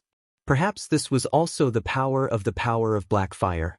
But since White Lotus was awake, he had something to ask her. How did you get the injury on your body? He looked at White Lotus and did not beat around the bush. Instead, he went straight to the point. In particular, there's an incomparably violent and powerful spiritual energy in your body. I've never seen it before. Where did it come from? White Lotus's body trembled, and her face became paler. She moved her arm hard again, as if she wanted to pull her hand back like a child to protect herself. But Lu Chen's palm didn't move at all, and he still held her firmly. I've asked Tianlan to see your injury. There's no need for you to pretend. He looked at White Lotus, whose face changed dramatically in an instant, with a hint of sarcasm on his face. He said, "Why, did you think you could hide it from him?" White Lotus wanted to say something but stopped on second thought. Finally, she let out a long sigh. Lu Chen frowned. In terms of age, White Lotus was only a young girl.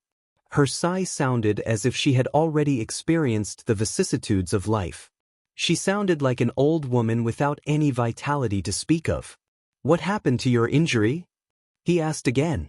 White Lotus looked at Lu Chen's serious face, hesitated for a moment, and said, "I wanted to follow you and Oxen that day, so I followed you into the underground cave." Lu Chen nodded and thought it was true. Then he heard White Lotus said, "Later, in the underground, you and Oxen suddenly retreated for no reason. I didn't leave immediately, but walked around the underground and looked around. As a result, I was suddenly controlled by a weirdo." Lu Chen raised his eyebrows and said, "A weirdo?" White Lotus nodded and said after thinking for a moment, "It was a man wearing a mask. If I'm not wrong, he seemed to be very similar to the legendary ghost elder of the devil cult." Lu Chen fell silent and didn't know what to say for a moment. After a while, he gently let go of White Lotus's hand and asked, "What happened later?" White Lotus withdrew her palm and gently rubbed it with her hand. She said, "After he controlled me, he put a restriction on me. Then I fainted and didn't know anything. When I woke up, I was here." Lu Chen frowned slightly and looked at White Lotus's eyes. He frowned and said, "You don't remember what happened later?" "I don't remember." White Lotus answered straightforwardly and firmly. "What happened later? Did you bring me back?" Lu Chen sighed and said with a wry smile, "More or less."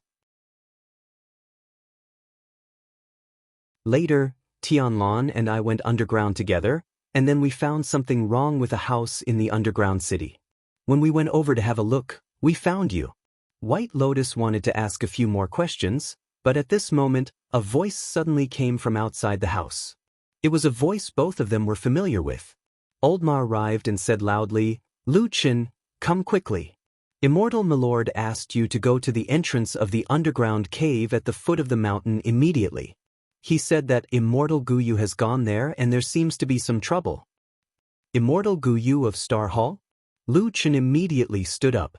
Although that Immortal usually kept a low profile, as long as it involved a perfected master of Huashan realm, it would not be a small matter.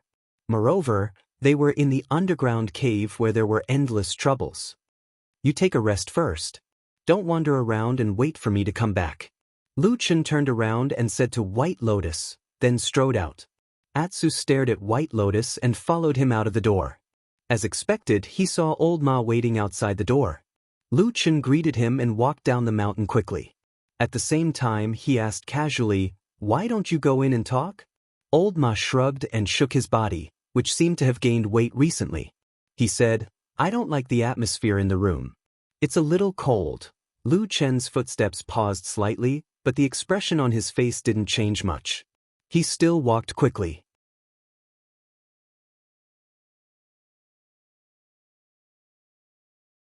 Chapter 623. Zhengxianmeng was a huge organization that commanded the world. Its prestige was so high that there was not even a second famous sect that could be compared to it. They looked down on the world and were invincible. At the same time, they announced to most of the cultivators and mortals that Zhengxianmeng was a united alliance, a victorious alliance, and an alliance that upheld justice. Anyone who dared to go against Zhengxianmeng had only one ending: death. The devil cult was the best example. So what if they had a long history? So what if they were powerful? So what if they were vicious and vicious?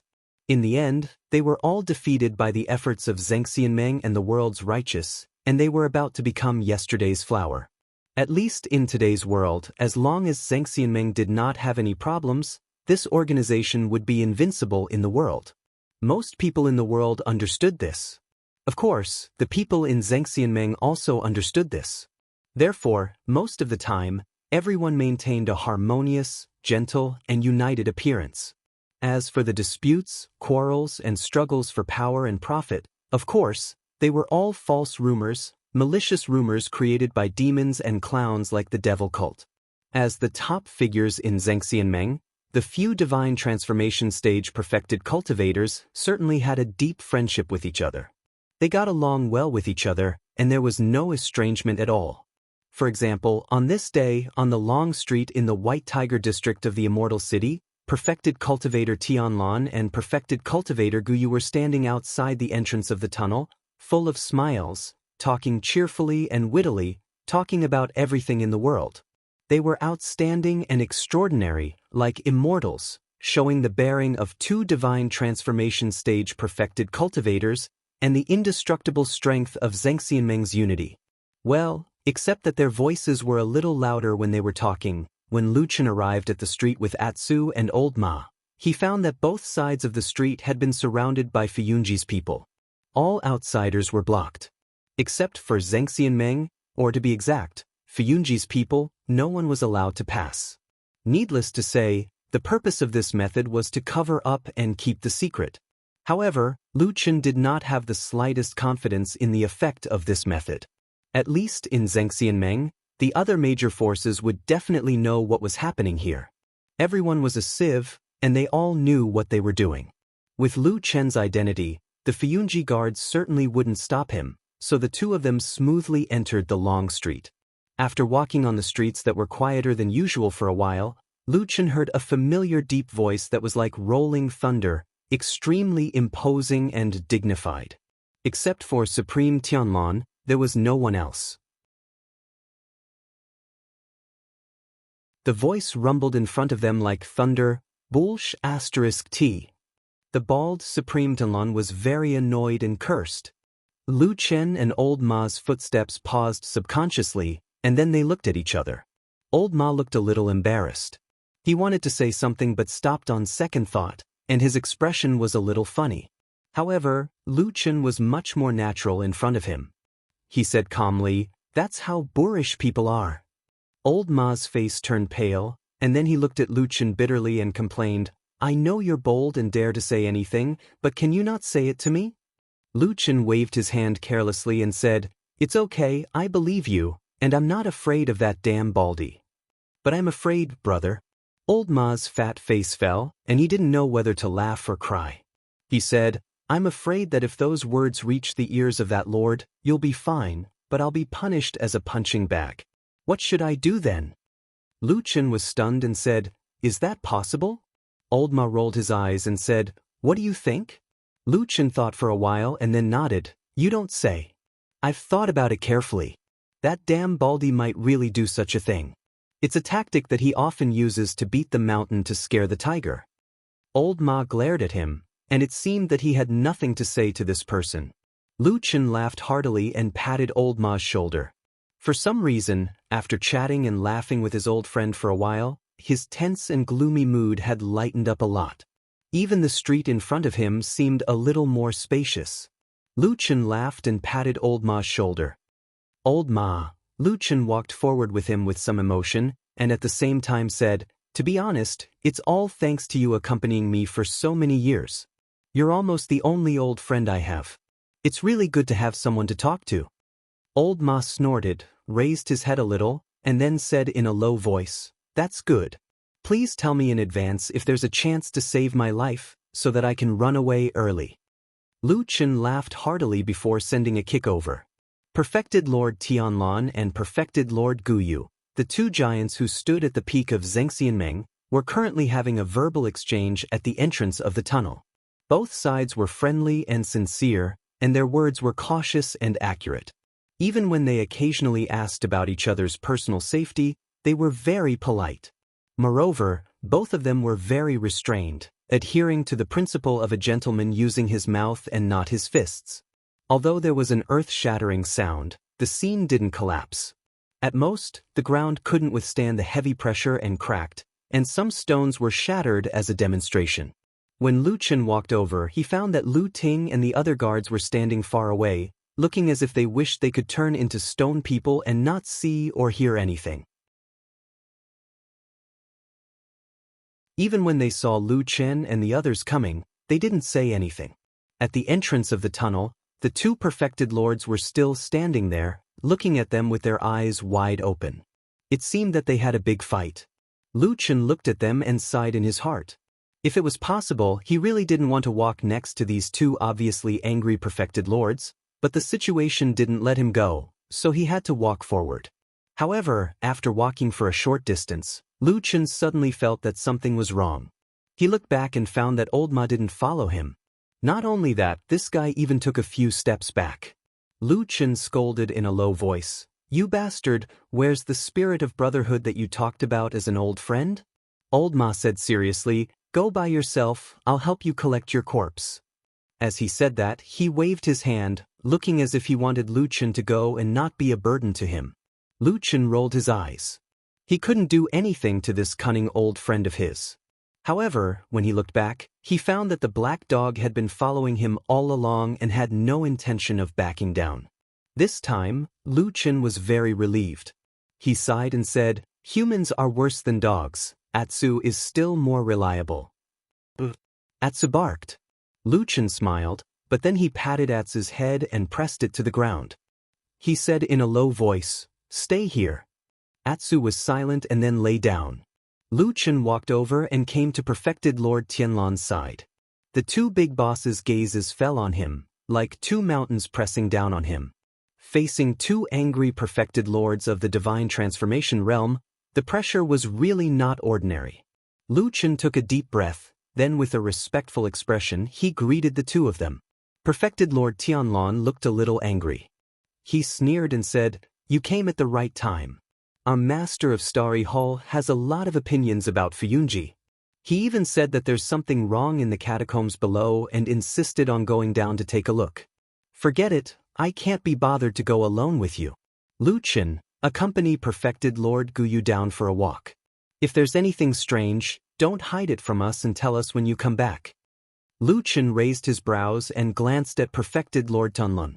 Seeing that the latter's expression was the same as usual, Lu Chen nodded after a moment of silence. "Sir." After that, he made an inviting gesture to Perfected Lord Guyu and said, "This way please."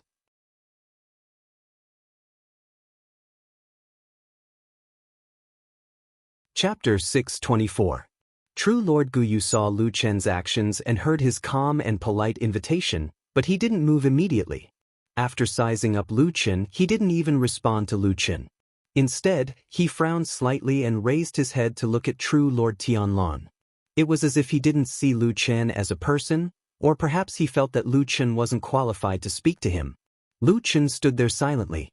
His expression didn't change, and he wasn't angry at True Lord Guyu's disrespect. True Lord Guyu looked at True Lord Tianlan. Although he didn't say anything, his expression was very angry. He probably felt that they were both soul formation true lords, so he couldn't dismiss him so easily. However, behind that angry expression, a trace of surprise and doubt flashed across the depths of his eyes. At this distance, only True Lord Tianlan could see the extremely secretive hint of inquiry in his eyes. True Lord Tianlan ignored it and waved his hand impatiently. "Old geezers are always meddlesome. I don't have the patience to accompany you down. There are many things on this mountain.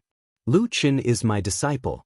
Letting him take you down is already giving you a lot of face." With that, he waved his sleeve and snorted coldly, looking very disdainful of True Lord Guyu. The atmosphere between the two of them immediately became tense, causing the surrounding guards to turn pale with fright. True Lord Gu Yu kept staring at True Lord Tianlan's eyes, as if he could see something from this damned Baldy's eyes. After a while, he nodded as if he knew the answer he wanted. He sneered and said to Lu Chen indifferently, "Lead the way." Lu Chen was the first to jump into the tunnel. He was no stranger to this place as he had come here many times. Just as he was about to turn around and wait for Gu Yu True Monarch, he felt a blur in front of him and the True Monarch's figure had already appeared behind him. Even with Lu Chen's current cultivation, he couldn't see True Lord Gu Yu's movements clearly. Lu Chen's heart trembled slightly, but his expression didn't change. He nodded to True Lord Gu Yu and was about to ask him to come with him. However, True Lord Gu Yu had already strode forward and said, "Let's go. I've been here many times and know what I'm doing." Lu Chen knew that he was speaking the truth. Back then, True Lord Tianlan True Lord Gu Yu had invited people from Star Hall to work in this underground cave. He had seen True Lord Gu Yu many times in this underground city. But now, if he didn't guess wrongly, this place should have been marked as a forbidden zone. Even the people from Fuyunji couldn't enter easily. In other words, in the houses near the strange statue, the bloody scene could still be there. True Lord Gu Yu came down to find trouble. Lu Chen probably knew a little about it. Of course, he didn't dare to let True Lord Gu Yu casually discover the crime scene. However, True Lord Gu Yu didn't seem to give Lu Chen any room to dissuade him. After saying that, he continued walking without any hesitation. Lu Chen was a little anxious. He secretly scolded Baldy a few more times. Just now, he couldn't communicate with Baldy in a hurry. Suddenly, he ordered him to come down. Lu Chen had no idea what he wanted to do. As they walked, the strange blood moon's light shone down and shone on the two of them. Lu Chen looked up and felt that his body was a little heavy. It seemed that the blood moon seemed to have changed. It seemed to have expanded a lot and the light was also much stronger. But he didn't know if it was directly related to the blood sea in the sky outside. True Lord Gu Yu also looked up at the blood moon in the sky. His face didn't change, but a trace of worry flashed in the depths of his eyes. Then he walked towards the center of the underground city. Lu Chen followed behind him and was secretly anxious. The house where the accident happened was near the statue. If they walked over like this, with True Lord Gu Yu's skills, he would almost definitely find out that something was wrong. Just as he was racking his brains to think of a way to solve this problem and lead Gu Yu Perfected Monarch astray, he suddenly heard Gu Yu Perfected Monarch, who was walking in front of him, say, "Your master trusts you very much." When Lu Chen heard this, he was stunned for a moment. He didn't really understand what this true lord meant. But then he still nodded and said, "Thank you, Master Gu Yu, for your praise. My master's kindness to me is as heavy as a mountain. I have always, he has never trusted a young person like this." True Lord Gu Yu interrupted Lu Chen's words. He stopped and turned to look at Lu Chen. "This is a rare fate. It is also a great opportunity. You must cherish it." Lu Chen was stunned again. At this moment, he could obviously feel that there seemed to be some unfinished meaning in this true lord's words. He pondered for a moment and asked tentatively, "Master Gu Yu is right. I will remember it. But why did you suddenly mention this?" True Lord Gu Yu smiled and didn't explain further. He turned and continued to walk forward, with the demeanor of a mysterious expert. Lu Chen felt a little helpless about this. The doubts in his heart grew heavier. In the end, he could only follow. In this huge underground city, it was quiet and empty. Only the two of them were walking here, and even the sound of their footsteps was especially clear. Seeing that the strange statue in the center was getting closer and closer to the murder case house, Lu Chen became a little anxious. At this moment, he suddenly heard True Lord Gu Yu say, "Do you know why Tianlan refused to come down himself and wanted you to accompany me down here?" Lu Chen was silent for a moment and said, "Probably because he doesn't like you." True Lord Gu Yu looked at him and suddenly laughed out loud. She nodded and said, "You are a little interesting." Amidst the laughter, they just happened to walk past the house. It seemed like Gu Yu True Monarch's attention was diverted by Lu Chen's sudden words. Who knew that when he reached the door, he turned around and without any hesitation, walked into the house naturally and straightforwardly.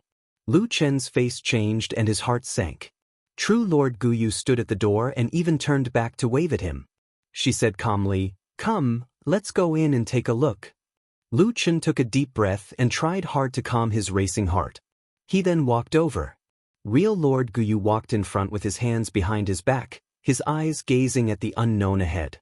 Walking leisurely, he said, "Many years ago, Tianlan once told me that he was prepared to spend the rest of his life alone, with no children, no disciples, no worries.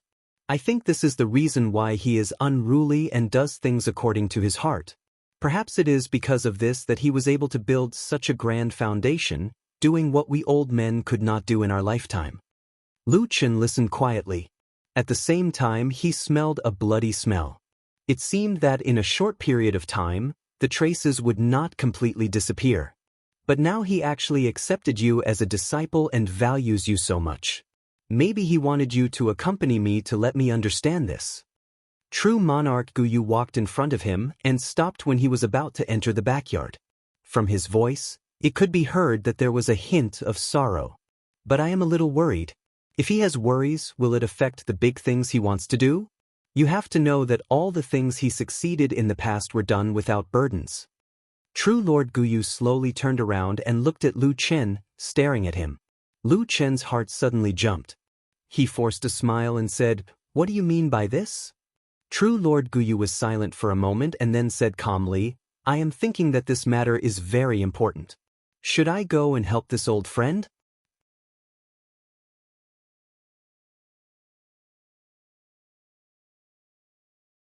Chapter 625. Old Friend. Help him? Lu Chen almost instantly grasped the few key and subtle words in Guyu's words. It was as if a huge wave had been set off in his heart, but it was soon followed by a sudden sense of danger. Putting aside whether perfected monarch Guyu's words about being perfected monarch Tianlan's old friend or not, the last sentence about helping perfected monarch Tianlan was rather cold. It was as if she wanted perfected monarch Tianlan to return to his usual decisive and domineering self, and wanted to help him sever his ties. Lu Chen secretly swept the surroundings with the corner of his eye. Without any surprise, this place was quiet and desolate. Apart from the two of them, there was probably only the faint smell of blood in the courtyard. In such a huge underground cavern, was it a place where no one could call for help? At this moment, Lu Chen even subconsciously thought of an even more malicious thought. Was there some unspeakable deeper meaning behind perfected Lord Tianlan's insistence that he accompany perfected Lord Guyu down on his behalf? At this time, Guyu had already turned around and faced Lu Chen. Her expression was very calm, and her tone did not change. She said to Lu Chen, "What do you think of what I said just now?" Lu Chen slightly closed his eyes and suppressed the trace of irritation in his heart. He calmed his heart and smiled at Guyu, saying, "Master Guyu, you flatter me. Master's kindness towards me is as heavy as a mountain. Everything that I have today is given to me by my benefactor. My love and respect for him are even more so. However, although Master does care for me, I don't think it's to the extent that you're saying." He smiled and said, "My master is a man of great talent and strategy.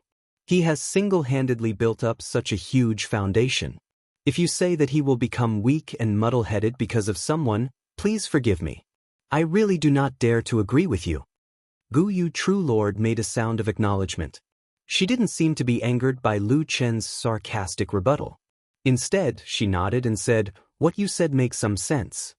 Lu Chen felt slightly relieved in his heart, and then he said, "Besides that, forgive me for speaking bluntly. With the current status and prestige of my master and you, even if there are some hidden worries and mistakes, it might be possible for others to tactfully persuade you. But if someone were to overstep their authority and act arbitrarily without informing you, then I'm afraid it would instead truly infuriate you." Guyu pondered for a moment and actually nodded, saying, "That is indeed the case. If I were to put myself in someone else's shoes, I'd be displeased as well if someone treated me like this." He smiled at Lu Chen and said, "I didn't expect you to be so meticulous at such a young age." Lu Chen took a step back and said with a respectful expression, "I don't dare." Disciple spoke nonsense and was disrespectful. Please forgive me, Master Guyu. Guyu looked at him quietly. After a while, he turned around and walked towards the backyard. At the same time he said, "Let's go in and take a look." Seeing that he was no longer bothering his old friend and meddling in other people's business, Lucien could not help but heave a sigh of relief. However, before he could completely relax, he saw Guyu walk into the yard. His heart instantly jumped again. These days were really not for a person to live. Frightening, difficult, wave after wave. Even someone with a strong heart like Lucien felt a little overwhelmed at this time. However, he still had to face it. Lucien gritted his teeth and followed with large strides.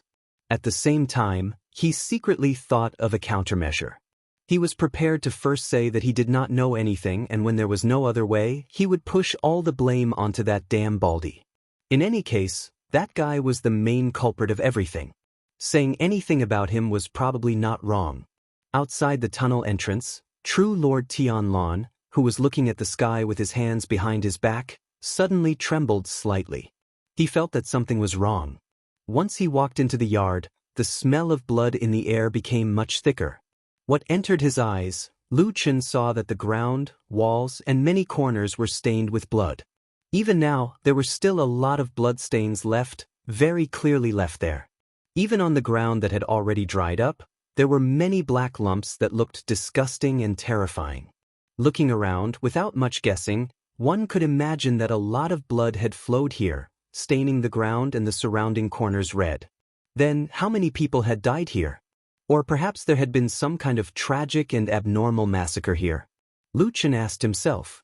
He realized that if he had not personally experienced the strange scene of White Lotus and that bloody man, he would probably have involuntarily imagined a bloody and tragic massacre. After all, there was too much blood here. But true Lord Guyu did not have such an experience. He came here and saw such a tragic scene. Then what would he be thinking in his heart? If he wanted to get to the bottom of this, things would be troublesome. For a moment, Lucien did not know what to do. At the same time, there were some doubts in his heart. Logically speaking, with that damn Baldy's intelligence, it was impossible for him to not think of this danger. But why did he let true Lord Guyu come down? Of course, true Lord Guyu was also a demigod true lord. If he really had doubts about this underground cave and wanted to come down no matter what, there was indeed no one who could really stop him. But now, what exactly would happen? Lucien sneaked a glance at true Lord Guyu. He realized that ever since he walked into this bloody courtyard, true Lord Guyu had been silent. His gaze slowly swept across everything here. He looked at the ground, the walls, the corners, including the dry well in the courtyard, but he did not say a word. He just stood there quietly. After a while, he turned and said to Lucien, "Let's go." Left? Just like that? After true Lord Guyu said that, he walked straight out of the courtyard. Lucien looked at his back dumbfounded. But he quickly reacted and hurriedly followed. At the same time, his heart once again stirred up waves. He thought of what this true lord had said about old friends before. Recently, the entire Sky Dragon Mountain was filled with rumors that Guyu and Tianlon, these two big shots, had a very unpleasant quarrel. But now, it seemed that they really were so-called old friends?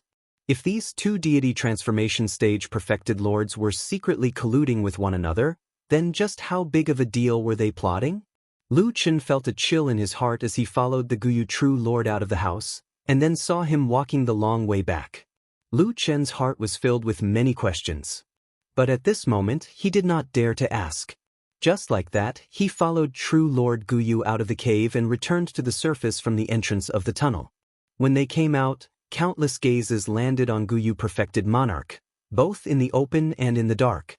True Lord Guyu's expression was indifferent. He looked somewhat disdainful and cold. After a cold snort, he indifferently said, "If there's nothing else, I'm leaving." With that, he waved his sleeve and his entire body rose into the air. He actually flew directly into the air and then turned into a white rainbow, flying towards the direction of Sky Dragon Mountain at lightning speed. The surroundings were silent.